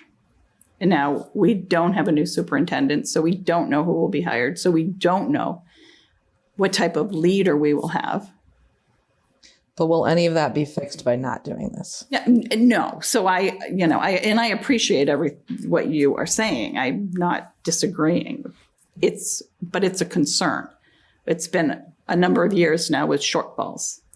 And unless something changes substantially, we will be still looking for more, despite all of these rainy day funds. We will come back here to say, we need another 2 million. I know we had 2.7 here and we had another 700 there, but we still need more. And it goes beyond the 10% increase in special ed out of district costs. It's just constant spending. I have a wish, I have a need, I have a want, let's do it. And we do it, and then we pay the price after. This feels unrelated to the. Well, that's what I said. I'm kind of going down but. Okay. Brian. I think that you give people a budget and you want them to stick to the budget. And if something comes up, I think that's special that they can't control, then I think they should come back and ask you for the money somehow, some way. And there is free cash in there that can be help for that. But I think there has been a problem, I think, sometimes with people haven't appreciated the disciplines of a budget. And they'll be the first to admit that. But if you put in extra money in there that they can just have, like which in 3 years would be 2.1 million, or actually 4.2 if you consider both, 4.2 million if you consider both the school and the town. That's a lot of extra money to have that they can go over. And there's no, people will be like, yeah, just take it from this, just take it from that. And I think you lose the discipline by adding the extra money. Like you're building in extra taxes to do this. Brian's done. That's all. So the funding of the 2.7, whatever, the funding of the $700,000 only happens if the people of Milton vote that they're okay with it. So if we're going to raise the people of Milton's taxes in order to have a $700,000, they have to agree with it. I think that the school committee has been open since that one meeting that was in the high school explaining what happened with the budgeting. And I think that people in Milton are really well aware of that situation. So I think that if the override does not pass, then it's not really necessarily an issue because this is just an unfunded place where you can stick money that nobody's actually it's an empty checking account. If people do vote that they want to have an override anyway, that I think that the people of Milton would say, I mean, I don't know, I can't speak for everybody when they're in the voting booth, but I think that that could be an indication that people said, okay, what happened, but in the going forward, I want to fund XYZ services in the town, including the school, among other things. So I think that by putting it in this particular fund, I do agree that it is like putting it in a savings account, but also a savings account that you have to get permission to access. So it's not just like, okay, I put it in a savings account and I can transfer it back into my checking account anytime I want to. It's like I have a savings account and I'm a minor child and I have to ask my parents for permission. So I think that personally, there are some measures in place. Now, I take your point, Lori, because it is worrisome that, you know, if that were what was happening, which I don't know, if that were what was happening, then yes, there would be money there and people could say, well, I need that money. But I think that the people of Milton would be aware of what happened. And if they vote in favor of the override anyway, then I think that's a statement that's being made. And I think that that money should be put someplace where there are restrictions and checks on it. In this operating fund would be one example, because town meeting members would have to agree to letting anybody have it. And if it isn't appropriate to have the money in the first place, then the people can vote no on the override, and that's up to everyone when they vote on the 29th. Lori, Jay. I think somebody who I can't see has. Allison. Person raise their hand. It's Allison. Allison, then Jay. And me Just too. curious And why then Lori. we're voting on this then, if it's going to town, it's not even going to town meeting, and the override's determined by the citizens. Like I questioned that before. I understand the budget's like afterwards, like it will go into these funds, but like, why are we having the vote before the town decides? Anyone want to take that? I know that's kind of the whole problem with the thing, is because just the nature of how the vote is on the 29th, and then a week later we have an annual town meeting. I guess that's just what the select board decided to Yeah, have. I don't think it's right for the warrant to have to do that though. No, I agree with you. I think the whole thing is a little bit So challenging. I mean, I'm actually like, for all of these budget, like I think for the citizens and for the warrant, they have the right to not have to vote on it. I mean, that's just my opinion. I don't really understand if that's the case and this doesn't apply. If it doesn't, why do we have to vote prior to it? I think that's just, we're getting ahead of it, but I don't think it's something that we should have to do. Well, the fund's being created regardless. Yeah. It's just a matter of it being funded or Being funded. There won't be any funds in it if it doesn't go through. Is it funded with the 2 million regardless? No. No, Only nothing. if the override. Oh, okay. Only if. I'm just not sure. It's the 2 million and the 700,000. We have Jay, then Lori. Okay. So, Mr. Chair, I'm thinking about the budget process that I've seen over the past 3 years and the budget process that I've seen as a town meeting member over the past, 11, 12 years. And that's not the same as what I'm hearing tonight at this table. We are a very fiscally prudent town. For years, and I mean decades, we paid more than we had to into our pension fund, not because we were profligate, but because we were saving. It was prudent. It was the financially prudent thing to do, to put more into our pension fund. It hurt. That was millions of dollars a year going over into the pension fund that wouldn't pay off for decades.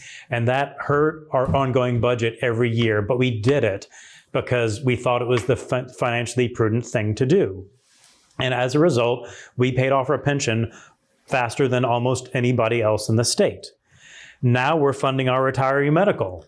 We're doing that because that is the financially prudent thing to do. We could take that $1.5 million in OPEB funding and we could buy cotton candy, but we're not.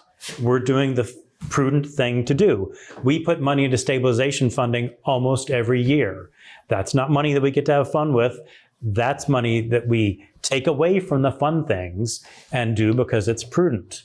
That's what I've seen the Milton budget be for as long as I've been exposed to the Milton budget. So discussions about if there's a candy jar, people will grab the candy out of it. That is the opposite of what I've seen in the Milton budget for as long as I've been exposed to it. And I'm not worried about that being an issue. Thank you, Jay. Appreciate the comment. Lori? I think that if we're setting it up for a purpose, I understand that.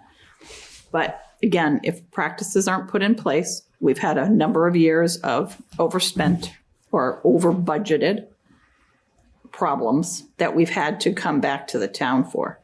So we will have to take the money out. We have to cover the costs. We cannot have a problem. If there is a problem, we're going to, whether there's money in a stabilization fund or not. We're going to cover the problem.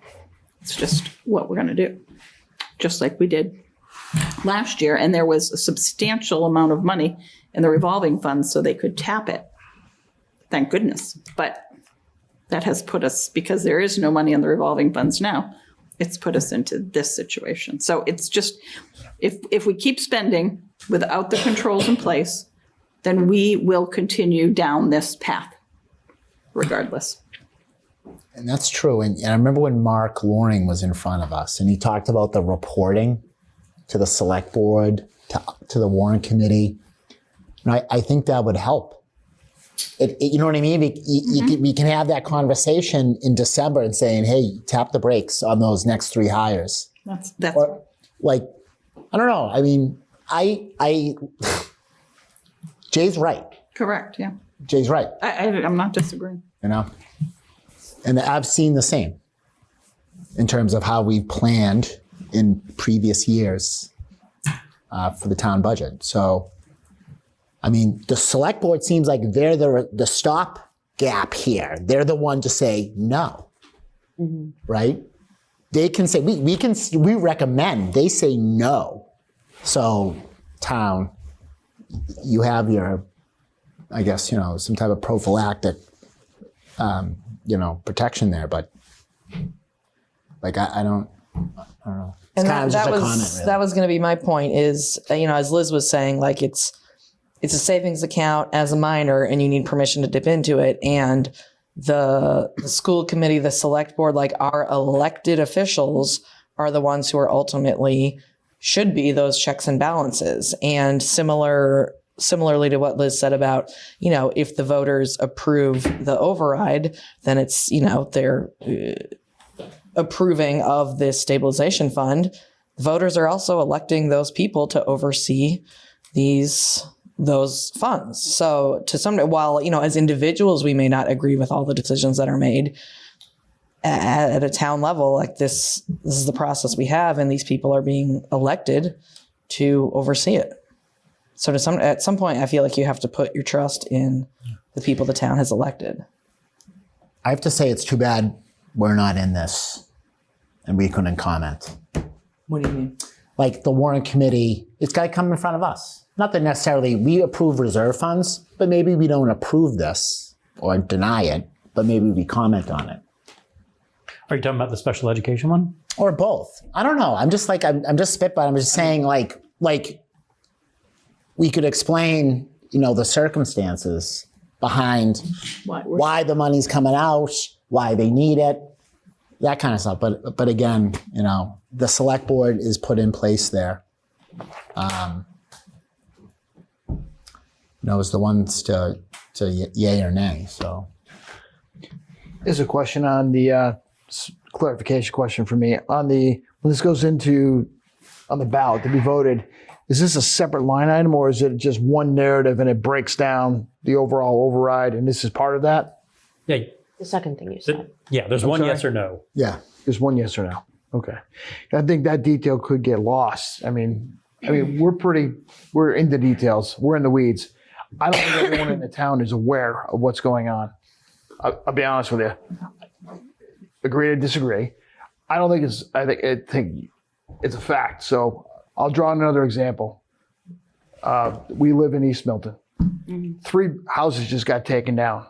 I will bet a Diet Coke or whatever you drink that no one knows there's a building with 100 units going in there right now. And when it goes up, they're gonna, what just happened? Not everybody knows what's going on in town. Not everybody pays $6 every week or so for the Milton Times. You need to understand that, right? It's frame of reference. What are they doing? This seems like a logical choice. We need to have a savings fund because black swan events are going to happen. Superintendents quit. We get a water bill that they can't seem to resolve. We've got, all this stuff happening. It's going to happen. It's going to happen again next year. We could have another year of storms where there's more ice. We exhaust that funding. We need to have money. I think this is smart to have a fund, right? We got to protect it. I mean, think of it, I think someone said, you should have like a year in savings in case you lose your job. So you're not freaking out. You're freaking out, but not as much maybe, right? And you can't always be in that position. So I think if we're going out to, and it doesn't go in unless it's voted yes. Right? So, I mean, I get it, but I mean, I don't know. I don't know what I'm saying. If I'm saying anything, sorry. Oh, you're saying it all. I appreciate all these comments and the discussion in general about this. I mean, everyone's making good points. But what do we do? Are we voting on it or not? Well, Could some of this discussion be incorporated into the comment, or is it too late? yeah, we can. I would trust that we would incorporate all this into the comment. I just see the comment that's already there, so I don't know if it was. I mean, this isn't a Those are just recommendation. sample comments from Nick Yeah, and it's Amy just- to help us out. Change whatever you want if you're the comment. So I don't know. But Like, that's right, have at it. Use that as the. But would this be, it's a loaded question, and I apologize in advance for saying this, but would this be a hint that the Warrant Committee supports the override by saying yes on this? I'm just asking. I'm not saying we do or don't. I'm just asking. I see what you're saying. Yeah. well, if the override doesn't pass, nothing happens. Well, yeah, that's the Understood. point. It's funded because of the over. But Right. maybe in the comment, we should make that clear, because I take your point, because we're having to vote before people vote on the override. And so even though it wouldn't necessarily make a difference, people are seeing the warrant before, right? Because when are they going to get the warrant in the mail? I mean, when is the warrant going to be printed and exist? That's a good point. Before the election? For the election. And therefore, people come into town hall and they go pick it up, and not everybody, but it's available to people. And so I take your point that maybe we have to make that clear in the comment and say something like, this is not necessary. Well, I don't know. After we vote on whatever with the, You can simply say the warrant committee. that's up to the takes people. This is, if this occurs, then this, No if position that, on the no override. position on the override That's itself. Well, we could also That's just not focus on before the us. creation of the fund Right. versus the issue of funding it. Right. There you go. And you can mention that in the comments that even though we recommend, I don't know what we're going to recommend, but that the warrant committee, despite its recommendation, takes no position on the override. Well, which that is- question's not before us. Right. Or no, but we just, because what you just said, or what You're leading Steve the witness. suggests is that by voting whatever our vote is that in some ways we're supporting the override, and you want to make it clear that we take a neutral position. Yeah, all I'm saying is typically speaking, and it could be wrong, is typically when folks see how the warrant leans on an article, they vote for that, how we vote. Right. Sometimes, because I bet you there are folks who don't read them, right? No, And they just, a lot. just click it. And The recommendation is simply for the fund, creation of the stabilization. So a vote for 29 is a vote for Yankee frugality. Is that what I'm hearing? It's very much the it's the fiscally conservative. Yes. It's the fiscally conservative approach. Correct. Absolutely. Can I ask maybe a dumb Some people question? here seem to think it was the I don't opposite. think it is Sure. fiscally conservative. Okay. Brian. I don't think it is Well, fiscally Brian was- conservative. But shouldn't it be two separate? Is it two separate articles? The override in this, because I think it should be, right? Because you could be for the override. We don't vote on the We don't vote on the override. Right, for the override. I get entire- that, Yeah, but- the town. I mean, the whole thing should be two separate things in my mind. Well, That's not what the select board put on the That's ballot. just how it's set up, and that's how we. I just my opinion, because I think to Steve's point, you should be able to be over well, think for about the it. override, but not Right. for this extra You seven. feel the pressure. My opinion. Yeah. No, I know. That's why I made that comment. This is like. I agree with you on that point. I just, And I feel like, go ahead, I'm sorry. Yeah. Does the warrant committee have to be neutral on the override? On our opinion of whether an override is needed? Yeah, I was wondering that. I mean, we're the finance That's committee. I'm of like, the wouldn't town. we? We're the finance committee of More town. It's fine for us informed? to say, look, this lower amount is terrible, and the higher amount, that's just retained level services. I don't. But doesn't the budget itself speak about the override? I mean, the budget, the line items are saying, well, there's one if we have an override, and here's another, right? So, I mean, the budget itself presents, to some extent, an opinion or suggestion on the consequences of a lack of override or. Sure, but as presumably some of the most informed people in town, I don't think it would be unreasonable of us to have and again, there's no one's asking for our recommendation, but I don't know that we need to go out of our way to appear neutral about it either. We did not mention it. No, we advise town meeting. Okay, Right. we don't advise the town who's voting on this. We advise town meeting.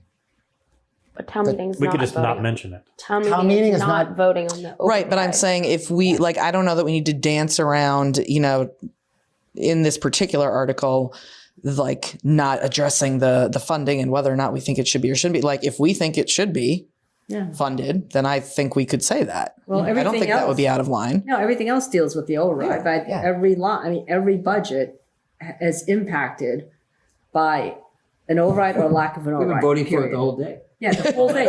So we're now on Article 29, all of a sudden it's, every article on here. I was just when someone said, like we should appearing neutral, I was like, wait, do we need to appear neutral? So I just wanted to clarify that. I think we've been unanimous on every expenditure so far. Right, everything has, it's contingent on an override. I mean, I can see a comment saying something like, this is a savings account. We believe in, some of us believe that this is a little fiscally conservative approach. Keepers in place. However, with a gatekeeper in place, however, there are warrant committee concerns, just given the history that, we're hoping that, these is for emergency situations. Yeah, we'd like to see a written policy. Like to see the written policy as we've mentioned previously. We strongly caution town meeting to watch this ball. I'll just throw it. I don't think this is necessarily for emergency situations. Okay, This is for smoothing. Okay. go. Sorry. Smoothing emergency. I get And it. the funding of which is contingent upon the townspeople voting for the override in the first place. And I In the think that event can be in the of, comment right? too. In the event of, like a contract, in the event of a successful passed override, the warrant committee would, if we voted that way, would X to this article. Recommend the establishment of. Exactly. Will be established either way, but the funding of it, the override's a condition precedent to the funding of it. I agree. Oh, like Lori said, it'd be empty, right? Didn't you say that? If it's Yeah, it'll exist, but But it still But goes to next town year meeting. they could throw some free cash in there. 700,000. So there If was the that. override fails, they'll be asking for an override next year, and this will be a prudent thing to have around. Well, it'll probably be cheaper next year. Just kidding. I'm kidding. Good one. Things are just tied up. Okay. Anyone have any? I think this is a good discussion. Anyone have anything else they'd like to say? We made it so far. I'd like to make a motion You want to make a motion, Liz? Yes. And what would that motion be? that the town vote to establish a special purpose stabilization to be known as the quote operating budget stabilization fund for the purposes of funding the operating budgets of the town and of the public school, and that the town vote to appropriate the amounts set forth in Article 29 in front of us, of which $2 million be appropriated from free cash and $700,000 be raised from the tax levy. Second. Seconded. Thank you. Second, Julia. Anybody have anything to say? You had a lot to say. Nope. Karen, can you call the vote as to Article 29? Was that Julia that seconded it? Yeah. Julia, yes. Thank you, Karen. I'm sorry. Sorry about that. Okay, Steve, Yes. Lori, Yes. Liz, Yes. Jay, Yes. Allison.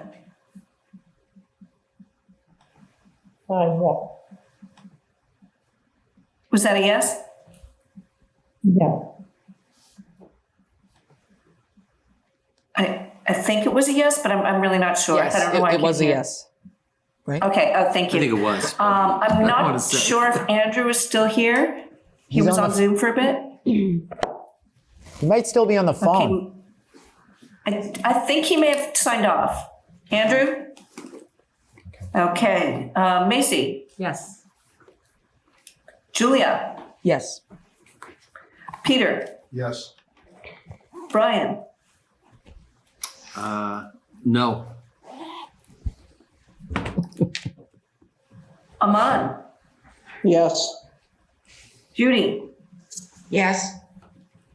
Tom. Tom. Yes. Okay, the motion carries.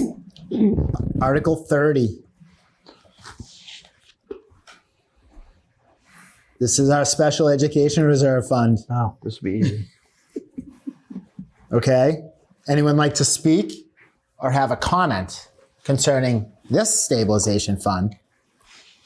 Now, this has been set up by Mass General Laws, Chapter 40, to establish a reserve fund called the Special Education Reserve Fund to pay for unanticipated or unbudgeted costs of special education, out-of-district tuition, and transportation.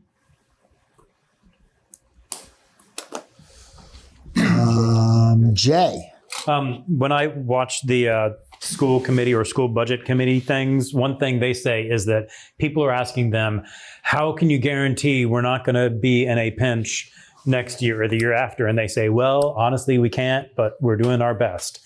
And this is part of the answer to how can you guarantee, there is no guarantee, but this makes it a lot less likely that they're going to be behind the 8 ball literally next year. That being said, I would love to see a policy, and I don't know whose arm we can twist to make sure that's written. I guess we can write it. We can write a first draft. We write it, and maybe I stand up and say something about it. Great. In our copious free time. I in the haven't next promised month. anything yet, Jay. No, but I thank you for the comment, and I just, as to Allison, Lori, and others who have spoken concerning the thing, I mean, this is unique. It is special education. It has been a challenge for us in the town, funding, and the costs keep going up.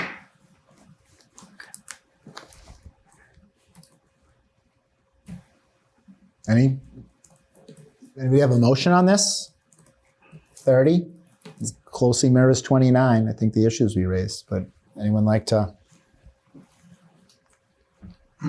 But is there no dollar amount associated with this? That's correct. There's no dollar amount. So we're just opening a fund. Correct. Yes. And then You said you're in? Yeah. Okay. Funding it, nothing. Yeah, 38% increase over there in special ed requirements. You've got rising tide for our students, their social media pressures, peer pressure, life pressure. You got increased needs for evals. I mean, we got to help our school. As I'm in, this is a no-brainer. Circuit breaker. To make a motion? the motion To be? vote to recommend that the town vote to accept the provisions of Massachusetts General Laws, Chapter 40, Section 13E, to establish a reserve fund to be called the Special Education Reserve Fund to pay for unanticipated or unbudgeted costs of special education, out-of-district tuition, and transportation, as written in Article 30. Thank you, Julia. Anyone like to second this motion? Second it. Macy, second, thank you. Karen, could you call the vote as to Article 30, Special Ed Reserve Fund? Steve, Yes. Lori, Yes. Liz, Yes. Jay, Yes. Allison, Yes. go to Macy, Yes. Julia, Yes. Brian, Yes. We're not a Amon. quarter, I think. Did you skip you? oh, I did, I'm sorry, Peter. yes. Okay, sorry about that. Amon, Yes. Judy, Yes? Tom, Yes. the motion carries. Okay, great. Thank you, everybody, for discussing those. Okay, 31, my favorite fund, the Reserve Fund. Warrant Committee, this is our favorite fund, right? Yes. This is Right? the one we control. Yeah, Ain't no fund like a reserve fund. that's right. So this is the crooked number fund. So that the town appropriate the sum of $282,256 for the reserve fund for extraordinary or unforeseen expenditures for the 12-month period beginning next fiscal year, and to meet said appropriation sum of $282,256, and that shall be appropriated from the tax levy. There's no override ballot question. The appropriation shall be made from funds certified by free cash.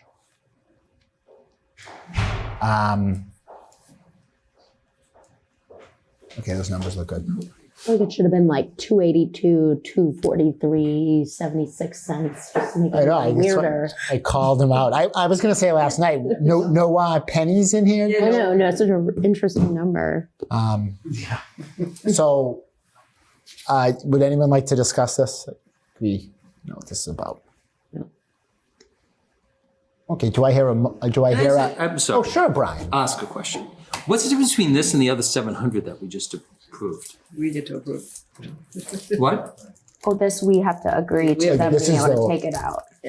To take out the tax levy? Yeah. The other money, the select board would have to agree to. This one, they have to come to us and ask for. We're the gatekeepers. So this is our like general historical reserve fund that we've like always had, Brian. It's always been funded. I understand. Yeah, so this is like the old school.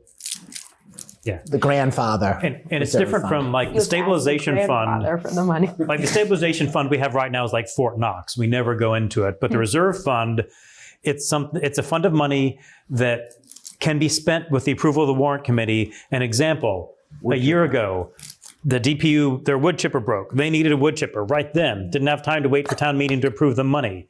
So they came to us. We gave them $100,000 for a wood chipper. It's used for that, and it's also used for at the end of the year when it's like, oh, this budget was, $10,000 over budget. It's what you were worrying about, but it's just small. It's $250,000 for the ones that go a little over budget.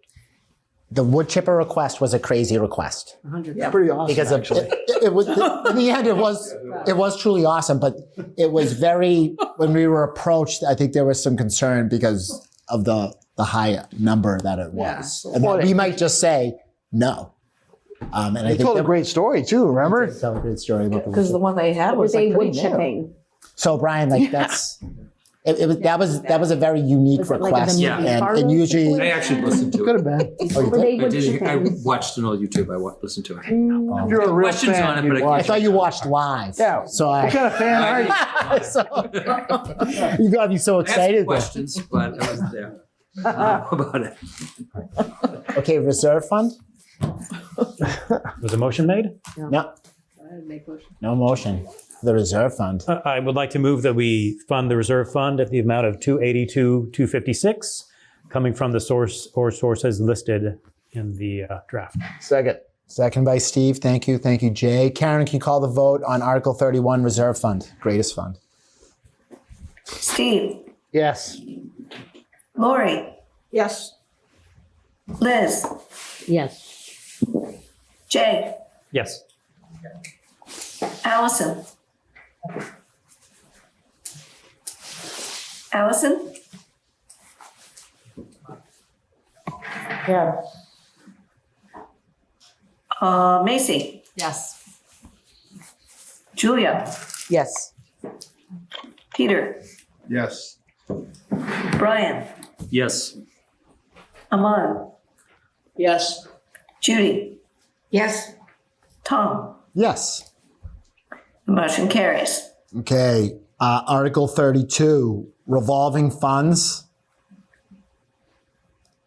Will we recommend that the town vote to authorize the use of revolving funds previously established pursuant to votes of town meetings and to determine the program and purposes for which each revolving fund may be expended, the departmental receipts which shall be credited to each revolving fund, the board, department, or officer authorized to expend the money from each revolving fund, and 4, a limit on the total amount which may be expended from each such revolving fund in the fiscal year which begins on July 1st, 2025, according to the tabulation below.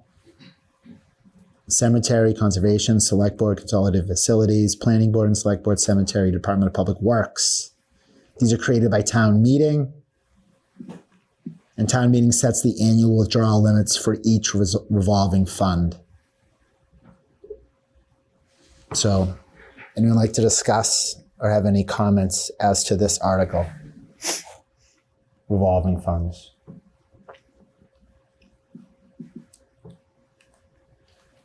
Anyone have a motion as to Article 32?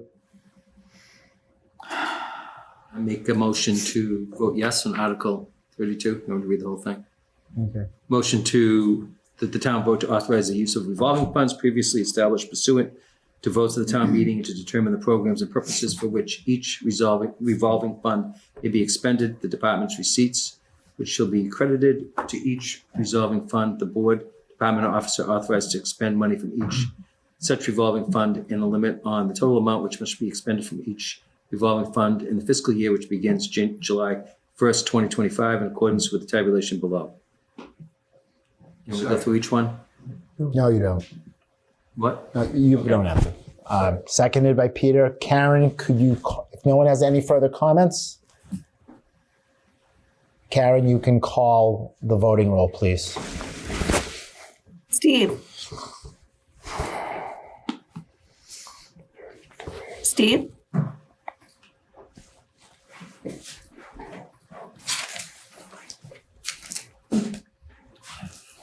Karen? Can you hear me? Yeah, hi, Karen. Oh, okay. Steve? Yes. Oh, I'm sorry. Lori? Yes. Liz? Yes. Jay? Yes. Allison? Yes. Macy? Oh, She left. Lisa had to leave. She stepped up. Okay. Julia? Yes. Peter? Yes. Brian? Yes. Aman? Yes. Judy? Yes. Tom? Yes. The motion carries. Okay. Very good.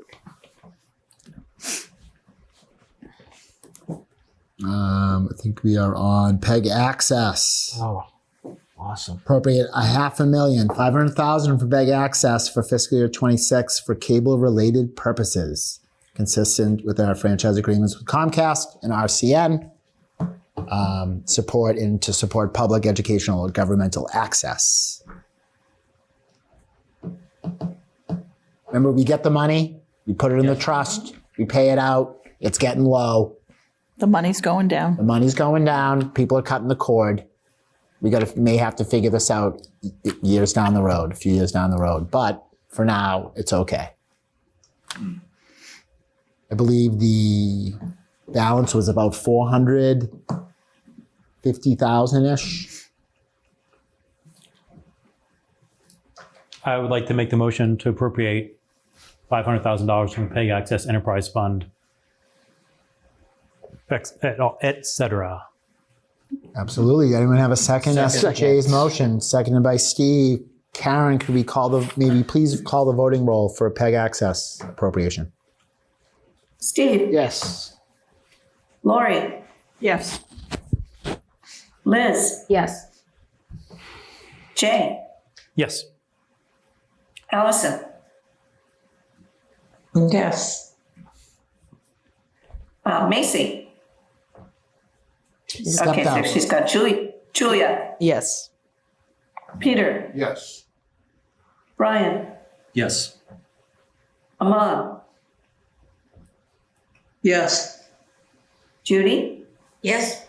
Tom? Yes. Okay, on to Motion Article. carries. Thank you, Karen. On to Article 34, Community Preservation Fund. We already voted on that. We already voted on this. That's right. We voted on both. Next 36. up. Light trespass? No. Oh, sorry. 36 is Oh, roads easements. and sidewalks. Yeah, it's the easements Oh, by I the love a select. good Yeah, we'll do easement. easements. Yes, I would like to make a motion if nobody has anything to say about it.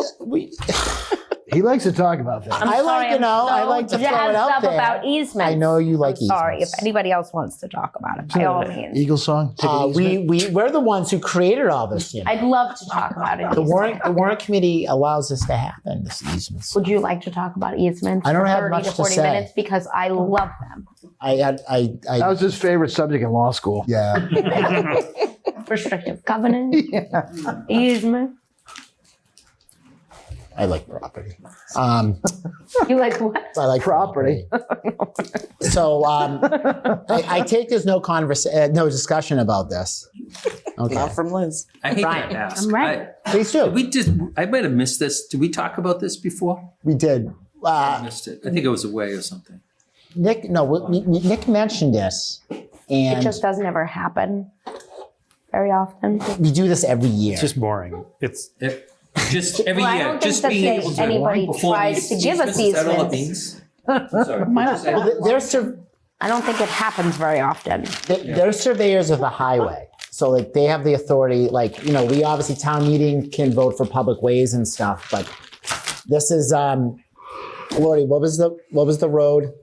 Pine Gardens Way, Pine Gardens Way. Pine Gardens private way. Yeah, it's like stuff, it's like easements for that and, So this has to be voted on every year, just to authorize the use Yes. for them to. Gives them Okay, I the understand now. authority to do that, but. so it just, another one is that, what's that Sandlot one down by the hockey? Woodlot. Woodlot. Got it. yeah. That was another one. We started this within the past 10 years. Before that, if somebody wanted to offer the town use of their property, the town couldn't say yes until they had a town meeting. So the town meeting could get, yeah. I can't believe it's not Exactly. a bylaw. You know, Well, right? Most towns, but anyways, never mind. Could ask Right, the- it should be, yeah. Okay, theoretically. Could tell the bylaw review committee. all right. What? You could tell the bylaw review committee that we have a they motion? could add it. No, not yet, Jay. No, I'm getting Put that in ready. we'll put that in the comments list. I'm gonna call on Liz next because I think she has a motion. I would like to make a motion to authorize the select board during the fiscal year 2026 accept on behalf of the town any and all easements for the purposes listed in this draft warrant.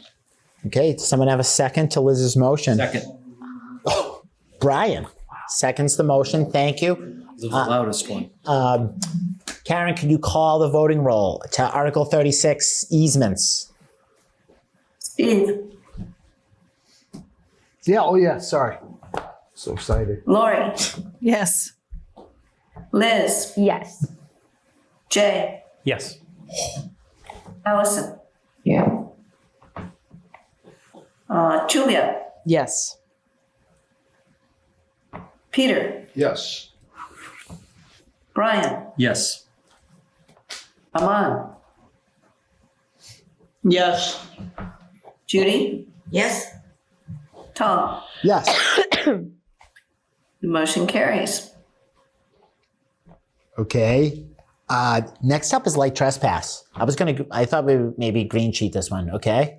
Does that work? We have to see what the member of the select board wants to say Yeah. about it. Would like to see. Maybe talk to Peter Mello about it too. Oh, maybe can Andrew come in as an expert? Can he come in a different Can we have capacity Andrew to in? talk about lumen? And I will tell you, there was another person from the town I tried to get in to speak to this. Mr. White, I believe, just to kind Acting of. building. Oh, the building. Commissioner. Yeah, and the schedule just didn't work out, but I can potentially get someone else from the town to kind of talk about it. But I think we should table this, and that's all we got. I'll make a motion to table. Can I just say on that, like, I don't think I doubt anybody here. Andrew's gone, so I can say, has the experience or the knowledge to do this without an expert coming in and saying, this is how it should be, or this is this, or this or that, you know? No offense. So like an engineer, Good point. you know? How do we find that How engineer? can you make a This is a decision? Pandora's box article in here. I could You open just. this thing up and it's all over. Just, who's gonna determine any of this? I know. Well, There's nobody. Well, The building commissioner. I'd like. It doesn't exist. I could bring someone in from town. We have a resident expert. And I can discuss with Nick about someone else to bring in, unless someone has an idea. You know, we're not really like a public comment body. We're not a public comment body, but Well, but how do so where would we go to find a person? New Marlboro. Well, I don't think that's the case. Doesn't mean they had an I mean, expert. drive out well, whoever tomorrow. wrote this, I'm sorry, what? Peter Mello. Judy has her hand up. Yeah, I just wanted to make mention of what bothers me the most about this article, and it might be helpful, Tom, for you to think who to bring in. I worry about compliance. The what? I mean, Compliance. lights are on at night, and to determine how much they are trespassing would be determined when it's dark outside. So who in our town is going to get the phone call to come out and check on the quote unquote trespass? And Police. I think maybe we should hear from somebody that would have knowledge of how that would proceed. Maybe Chief King. Our people don't work at nights. I understand the DPW does when there's snow or trees are down or bad storms, but it's not the norm for them to have night hours. So, and then we go to the question of, and I know this is somewhat discussing it, but we go to the question of how will that person or people in the town be qualified to make this determination of trespass. So those two things combined are what makes me a little skeptical that this article is fully vetted. And so I myself would like to hear how it would be. It's one thing to pass a law, but it's another thing to utilize it. Peter. Oh, no, there's going to be a public comment at the select board Tuesday night. Tuesday night.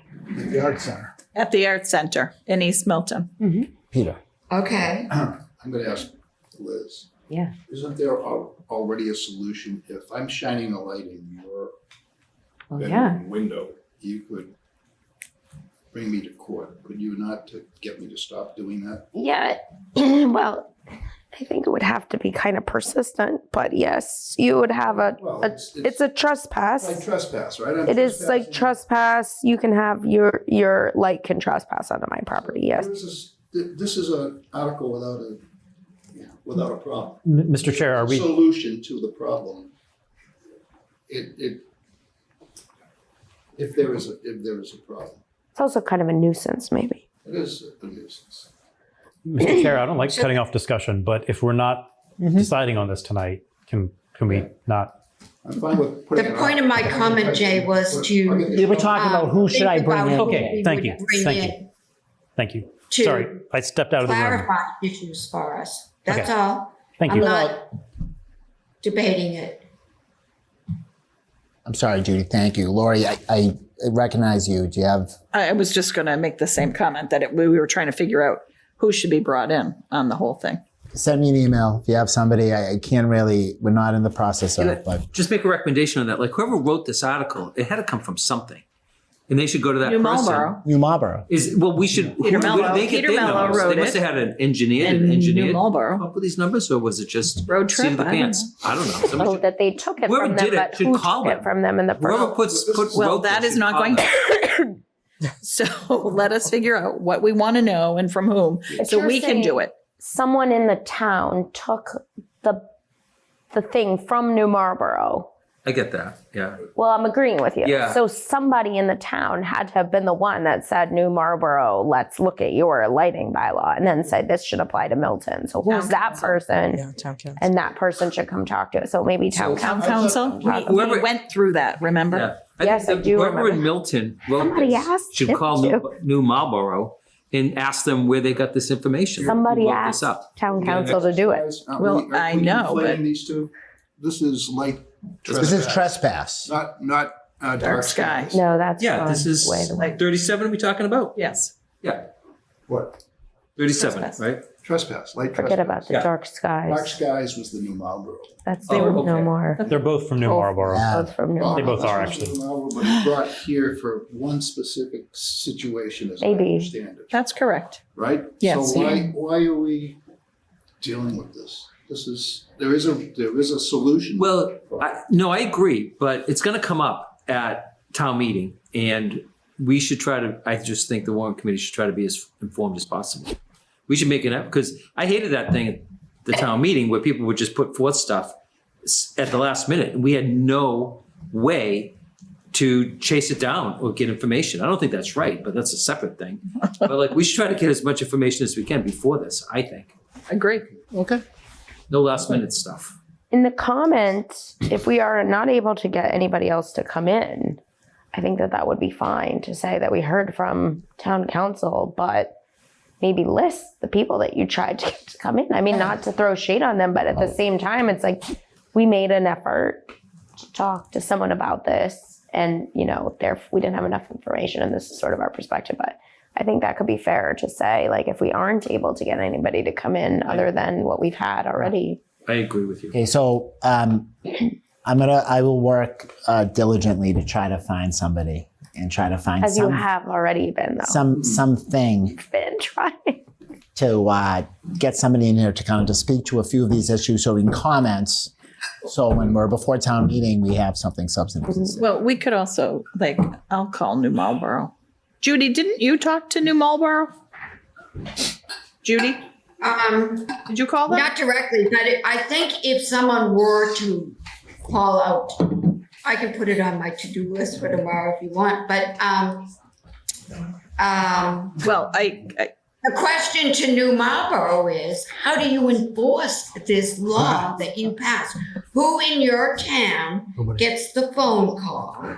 Right. Which was all, I'm not debating, Jay, I'm just saying, how do we implement this?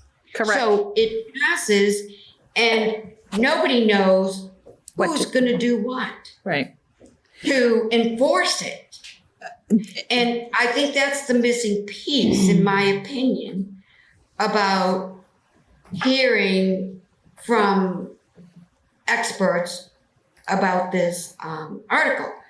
So we call out to New Marlboro or any one of these other places that has a similar bylaw and say, who in your town gets the phone call to come out and assess the trespass? And I would guess, The town administrator. no knowledge, what my comment was, we don't have currently, I believe, anyone in our town other than the police and fire department that are on 24/7, where a call could be placed to. I think I'll call, the animal control officer because she's going to be doing this. There's no designation of departments or people that will help with the enforcement of this article. Plus, it also, and again, not debating, but going to who we want to hear from, there's fines involved in this. Who could speak to that issue? How it happens, and I think we heard, Jay, from Attorney Mello, that the police department, but we can clarify that in debate. So there are just these little, hiccups I see to this article coming to fruition. And again, I go back to passing a law and enforcing a law are two different things. We want to know how it's going to be processed once it passes, if it does. Okay, that's, and I know that's a tall order, Mr. Chair, to, scratch it. But who in New Marlboro, because it's our new favorite town, who gets the phone call? I'll call out and ask somebody if anybody's there. Do they have somebody there during the day? I have no idea. I feel like they had, there's one individual that holds like 2 elected positions and 1 staff position. Because when I looked on the website. Right, and they actually meet in a town hall that's not in the border. it was in passing that I didn't zero in on all that information. But, so, yeah, I guess a phone call, who in your town implements this? Who gets the phone call? Or maybe it's sort of like a continuing, somebody every night has the same light on that's contributing to the trespass. So maybe you could email and say, the last 4 nights, somebody's had, Hollywood sign lit up in their yard and it's, I feel it's trespass. So, but if it has to be in, but still somebody has to come out and assess that correctly when it's dark outside. Because light projects differently in daylight. You know that, right? Judy, I was going to say if you could call New Marlboro and work on that aspect, I will work on the live speaker aspect. And we can table this and we'll rehear it obviously after the warrant goes to print. So we'll have some meetings. We have to discuss MBTA, floodplain, East Milton overlay. So there's some other articles we're going to be doing. We will include this one. Wait, do you need to vote to table it? We should probably vote. So I think Lori moved to table it, but I'm not sure you went past that. Seconded. I'm going to do a voice vote, Karen. Okay. All in favor of tabling this to tomorrow night? Yes. All right, till a date certain? Yes? Yes. Aye. Aye. Okay, it passes. Okay, so we voted on planning board. No light trespass. So we have Articles 15 and 24 remaining. 15 is our stormwater reserve fund, and Article 24 is the school budget for fiscal year 26. 4. And capital 4. And we did vote Yes, on, and 4. We did vote on 15, the error notwithstanding, because we didn't rescind it per Andrew's suggestion. And that's then right. it turned out that it was So correct. just 4 and I 24? appreciate this. I'm Yes, sorry. just 4 and 24, I think. So productive. Okay. Crushed it.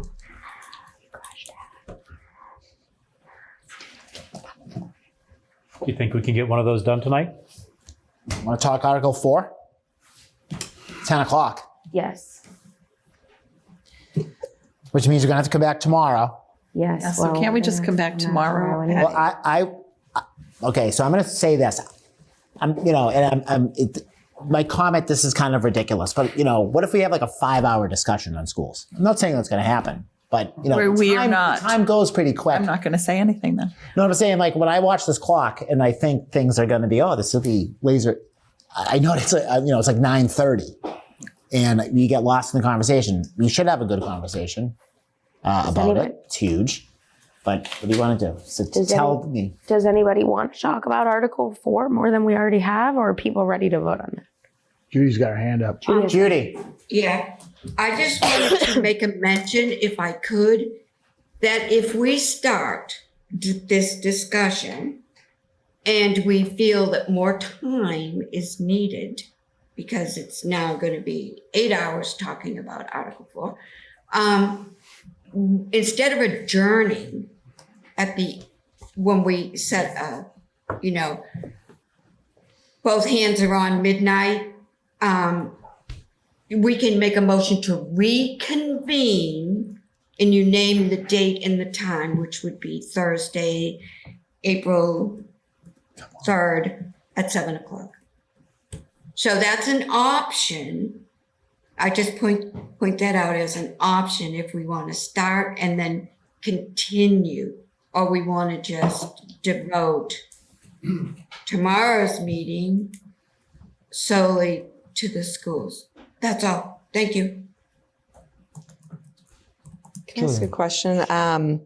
Not trying to stifle any discussion, But could we do, is there any value in doing a Bob Hiss-esque, like, are there people whose minds are not yet made up about these two articles and that warrants 5 hours of discussion? Or, because I do think we've had a bunch of discussion already. So do we want to continue it because there are people who still don't know where they stand? Take them one or- at a time. Yeah. Like, does Sure. anybody have further discussion? They need about 4, and then if not, can we vote? And then does anybody need further thought about 24? I mean, I guess in response to that, it's been 24 hours. I think Brian had a lot of questions last night. I think you said you talked to some people today. I did. I'd love to hear what you think right now. Yeah, that's and maybe true. after we Sorry. hear that, we'll all say it's time to vote. That's or maybe true. we I'm won't. I sorry. don't know. But Yes. I'd love to hear I did send an email. I sent it to Karen. I don't know if she sent it out to everybody No. on the library because it's getting late. Will did get back to me, which I appreciate. He was great. He said, so I had the issue with the generator. And he came back and said they had issues with 10 to 12 times a year, power goes out at the library. I don't want to misrepresent anything he said. Over the past 3 to 5 years, 10 to 12 outages per year. And they've had issues with, it's screwed up their equipment, back panel and internet due to the surges. So I said, well, what you really need is I kind of said, you need a UPS, not necessarily a generator, if there's issues with equipment dying, although they do lose power and they can't operate in there. Sorry, what's UPS? Uninterrupted power supply. So it's a lot cheaper and it just feeds the stuff. And also you can put surges on equipment too, so it doesn't burn out. Like everything should have a surge. I don't know if it does, but certainly computers should. And he came back and said, they've worked with consolidated facilities to install greater surge protections for the internal systems. This has helped greatly. We were looking at a UPS system for the generator to be installed. I'll defer to facilities for more information, but that was part of the conversation. I would say I wouldn't get a generator without it because, if the power goes out in the building, then you got to start it up again with the generator. It's like kind of a pain in the ass, but you want it to have smooth flow of energy if you get it. And as for the shelter conversion, it is more of a place as a cooling or warming station. So his thing was basically saying that if there's an emergency, then people can go to the library and if it's cold, they could be heated or cooled down. And so I'll give you my opinion. Sure. You want my opinion? Yeah. So I love the library. I think it's great. I think they do a great job there. I think it's gem in Milton. I really do. But I do struggle with spending $350,000 for a generator because you have schools. If there's need a shelter, you have schools that have generators. And although, I hate saying this because I think they do a great job and I don't think they ask for much at all. But this is one thing. It just seems like a lot of money to spend. That would be my issue with that, my opinion. And then I also will say, since we're on it, my other thought was on the, I used to be part of a budget committee for years that would authorize like trucks that you would buy or equipment, company equipment. And we would go through an analysis. We wouldn't ever buy a truck or replace a truck or a piece of equipment without an expert coming in and saying, well, you should replace this because it has this many miles, this many hours, and the engine's going or the transmission's going or something like that. There'd be some analysis, there'd be a sign off on it. And on all this stuff, I just don't see it. And I don't know that I feel comfortable saying like $1 million for a fire truck. I don't know. It's only 11 years old. I know they say it takes 4 years to get, but I don't know. What is the hours in 4 years? Like I'd feel like I'd want to know all this information. And I couldn't say, I'm not saying they don't need it, but I'm not saying they do need it either because I don't feel like I have that information. That's my 2 cents. And it's a lot of money. These aren't cheap. So that's my concern. And I could probably say that for all the equipment, most of the equipment, some of it, $45,000 for a truck that's 15 years old or something, I think they said, or a car, maybe that's not a big deal. You know, but the other ones, I would be concerned. My thing, I would just feel like you need more information. That's my thoughts.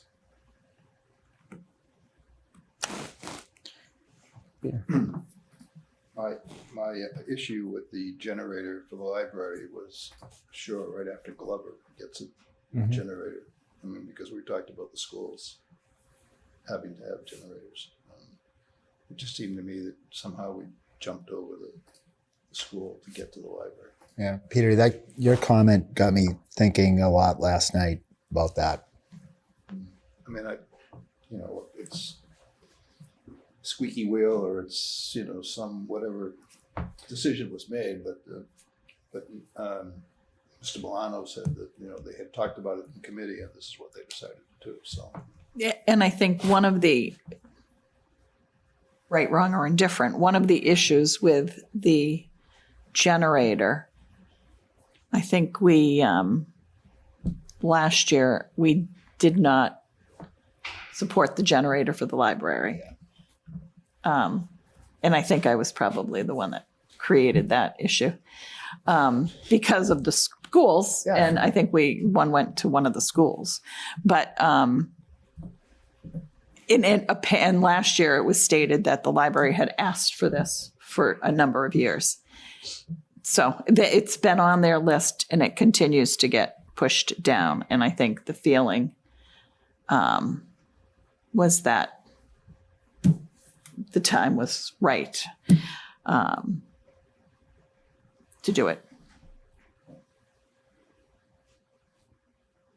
And Tucker was getting one, and Glover usually gets what Glover wants, and they hadn't asked for anything for the generator. So I think it was, but to your point, I mean, I don't disagree with why don't the schools have them before the library? Yeah, I mean, I got an answer. It's what am I going to do about it? It's what decision they've made. Are we going? Well, and in terms of like the level of detail that, you would like to have, Brian, I understand that because I think that's, an area of expertise for you.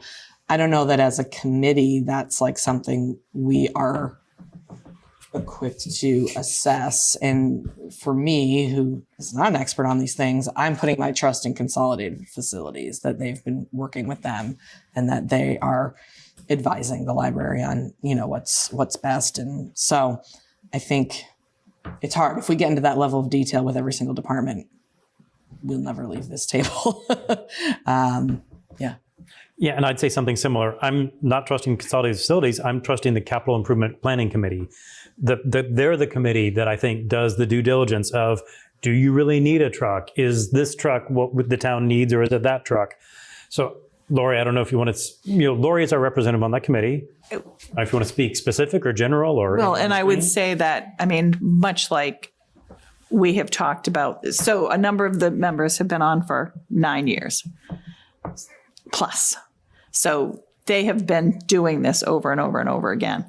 And I think there are, and there is a long list. I think I mentioned that last night. There is a list that goes on for things that we need.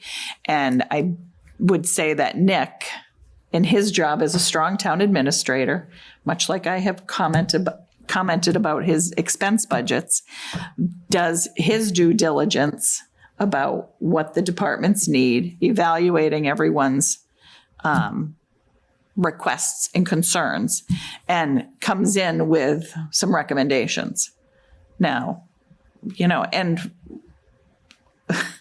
the recommendation for the February town meeting was the $1.5 million for the new school. And then I was like, why aren't we doing Cunningham now? And then that kind of snowballed.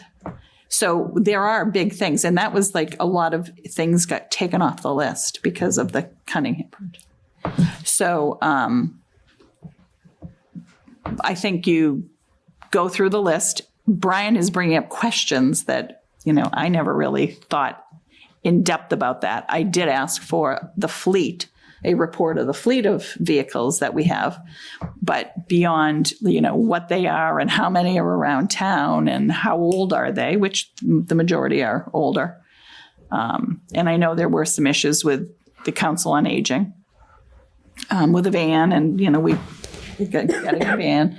But again, I think those questions are great, and I think it would be another level to ask for the information going forward. I think it's valid to go through that exercise and ask Nick and the fire department and the consolidated or the DPW. I did ask him. The mechanic on those. Yeah. You did. Well, that's right. You did. And but I think we should ask for the information and have it be a report that is provided every year when we go through the process. I think that would be a good enhancement to the process. What he said was every 15 years, my predecessor would get a new replace a truck. And I'm like, It's been what we do. Maybe there's how many miles is on it, how many hours are on it. Yeah. Maybe I put some. Doesn't mean you need one. That's right. So that's what got me concerned about that. That's why I started asking about that. And I guess as a warrant committee, that's what we're supposed to do, is question it. That's right. Yeah. No, I and they're do great feel questions. I think they And I were don't great questions. I didn't even know what generators on this building, and I'm thinking like $300,000 probably. Like, what if the power goes out? So what? You know what I mean? It goes out. My house, we lost power twice in like the last 5 years for like an hour. Okay, we lived. I mean, it wasn't that bad. I made it. Well, and again, I do think that if I recall, Richard Wells made a comment in his public safety expertise about you being able to use the library for a shelter if need be. Well, that's a valid and thing. that seemed to be okay. Well, that's a valid point. Do we need a shelter? Maybe. Hasn't happened yet, but anything could happen. What we just lived through. My only that question answers the question or not. is just based on Peter's comment. Why did Glover get leapfrogged? I like to focus on our buildings and investing in our buildings and Agreed. keeping them going and improving them and making them better, and especially when it's a school. Thus the Cunningham project. So that's kind of just what I'm popping around in my head. I don't know that was even discussed, other than Tucker was on the list for the generator. And I know Tucker wasn't. I know the library's been pining for this for a while. Right. I know that. Yeah. And I thought somebody in the group would be like, hey, what about our other elementary school over by? I would think that would just happen, but Well, and again, unless he asked for it. That's right. And part of the discussion around, just the generator to keep the schools open. And then you've got food, milk, whatever you have in the fridge, freezers, you do need it probably for food. Yeah, and I don't know why Glover was never. And medicine. And medicine. Yes, absolutely. And I'm sorry. No, go ahead. If the power does go out, the only school going home is Glover, right? The only kids out there is Glover. Maybe Glover doesn't have power outages. Yeah. I don't have many in my house in East Milton. I don't know if you guys do. No, but I'm telling you that across the Very street rare. from the library, Very rare. it goes surges constantly. I keep a report now because it goes out frequently. So I know that they experience that. And I think it's the transformer right outside of when you drive in. There's something wrong. Yeah. It sounds to me, unless you can tell me something different, the generator train has left the station and there isn't much we're gonna do to turn that around. Is that correct? No, it's a capital thing. We can recommend otherwise. If you want it to go to Glover, we can have it go to Glover. We cannot. It would go to nowhere. It would go nowhere. We cannot add All we something. can say is no. That's kind of what I thought. Was that for CPC or this? That's Amy- both are true. Because Capital. Amy said that we would have to reconvene the capital committee. Yeah, that would have to happen. Yeah, but it would be. We couldn't just say, I want you to move it over there. They would have to. Well, but you'd have to, yes. You'd make that recommendation. But if we felt that strongly, then we could They make that recommendation. call them and say, we'd like to reconvene the capital committee and, I mean, that's what they would do. yeah, Right. and make a decision.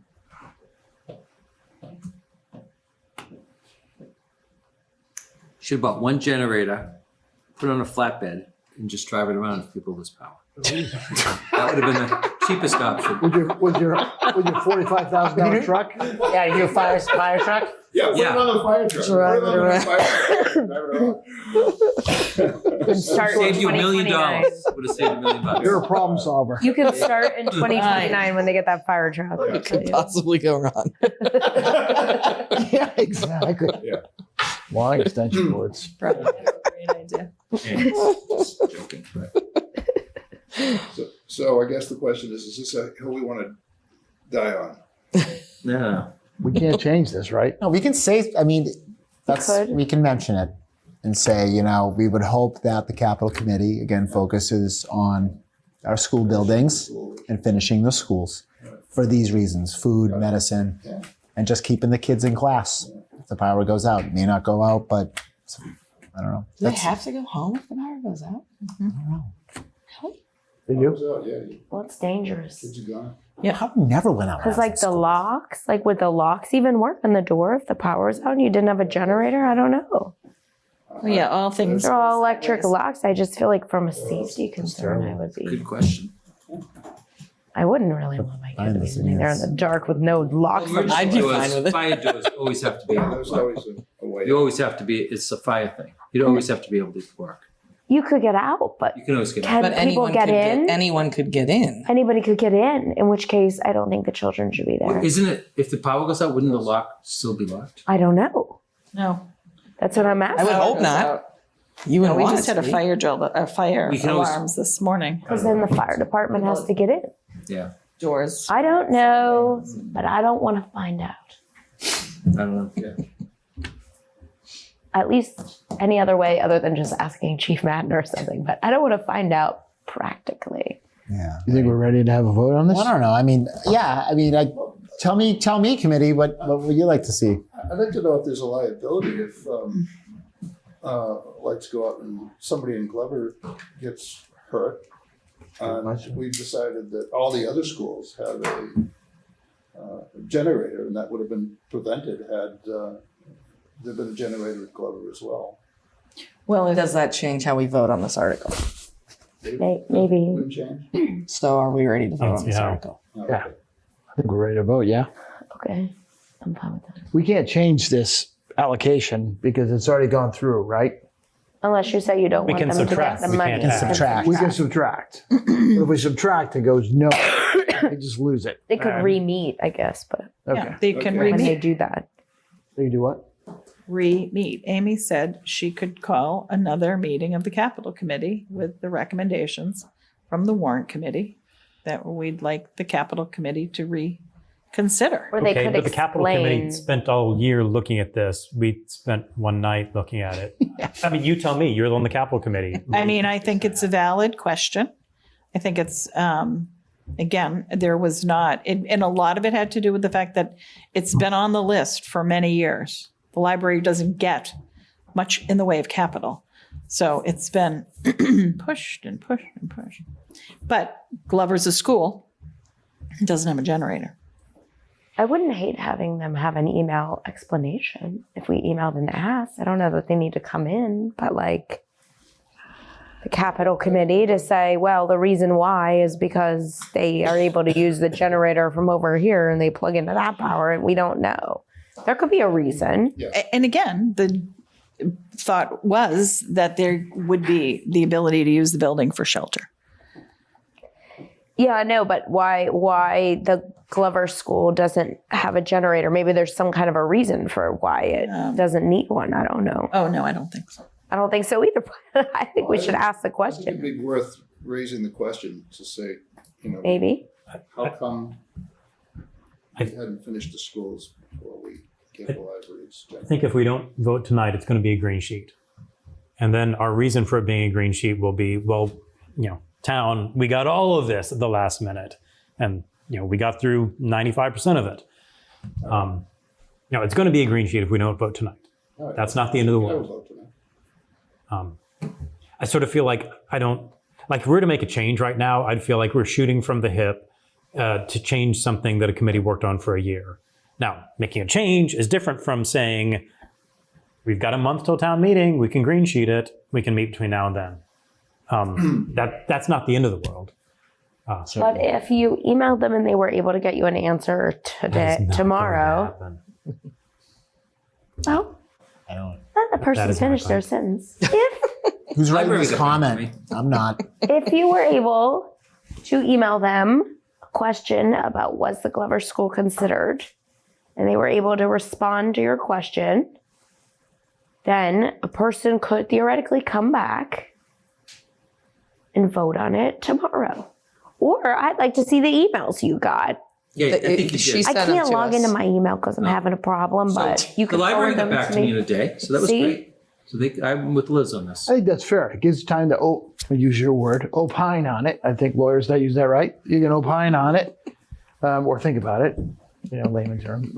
So, right, because if you're in town meeting, someone may ask that question, why wasn't the school considered? They may not. I don't know. I mean, I vote either way. If we can't change it, we can't change this, right? They can just eliminate. We just eliminate. Yeah. Yeah. I'd rather see the library get something versus nothing. Right. I mean, right? I mean, I don't know. I like the library. I think it's great. I hate saying anything. I'm not trying to diss them. No, nobody thinks that. We got you. Nobody thinks Pro-library, Question it. anti-truck. I got you. No, I'm just kidding. Seems like a lot of money. for being That's fiscally fine. responsible. Like, I- is what you're You made good points. You know what I mean? I agree. Like I'm stuck on the school not having one. I didn't realize they didn't. So they all have it except for one. Right. And it is a lot of money. I knew they were a lot of money. Wow. One for your house is like 175,000, isn't it? One for like a small power. Really? Yeah, one for like a 200 square foot house is like big bucks. I have a generator up in Maine and it was like $11,000. Oh, that was it? Perfectly. It's Really? propane. Yeah. Oh, propane? Yeah, because I'm out in wintertime, storms come. Oh, okay. And I keep it heated and water in it, so I thought and use it every once in a while. And the pipes froze before I had a generator. And that was only Not happened good. once. Yeah. And That so is that's a- gotta get the generator. That's an event you won't forget. Because I wasn't there when the pipes froze. That's even worse. Yeah, it was worse. But the generator is actually a home generator. I thought they were very expensive. $11,000. Really? Like the set in ones that are, Yeah, man, I you thought those were want- that's big what bucks. it was, I'm sorry, Brian. so 375,000 seems like a lot of money for a generator. Now it does. The Cadillac of generators. It's industrial versus, home unit. Yeah, it seems. Anyway, where are we? I don't know. Anyone would. It's late. All right, Jay wanted to make a motion, maybe. I don't know. Maybe I'll make a motion. Get my computer on. Well, we have this article. So I don't know. Committee, I'm at your service. It's good to know. So I'll just wait here. All right. I agree with Liz. I think we should ask for information. People have. If we can't get it by tomorrow, then let's vote on it tomorrow. Yeah. Yeah. Okay. Okay. Yeah. I mean, it may very well be that, Glover said, no, give it to the library first. Yeah, If could that's the be. case, everybody's had it. Yeah, I don't think that was. Say, email them. I'm being optimistic. But that's And pretty. they're not going to respond, and then we just vote on it tomorrow anyway, and say, well, Lori, who I'll would it be? follow up. Who would it be? Email. I'll follow up in there. Are you sure? and will let us know. Thank you. Well, thank you very much, Lori. Thank you, Lori, for your service. Well, clearly I didn't have a good enough answer.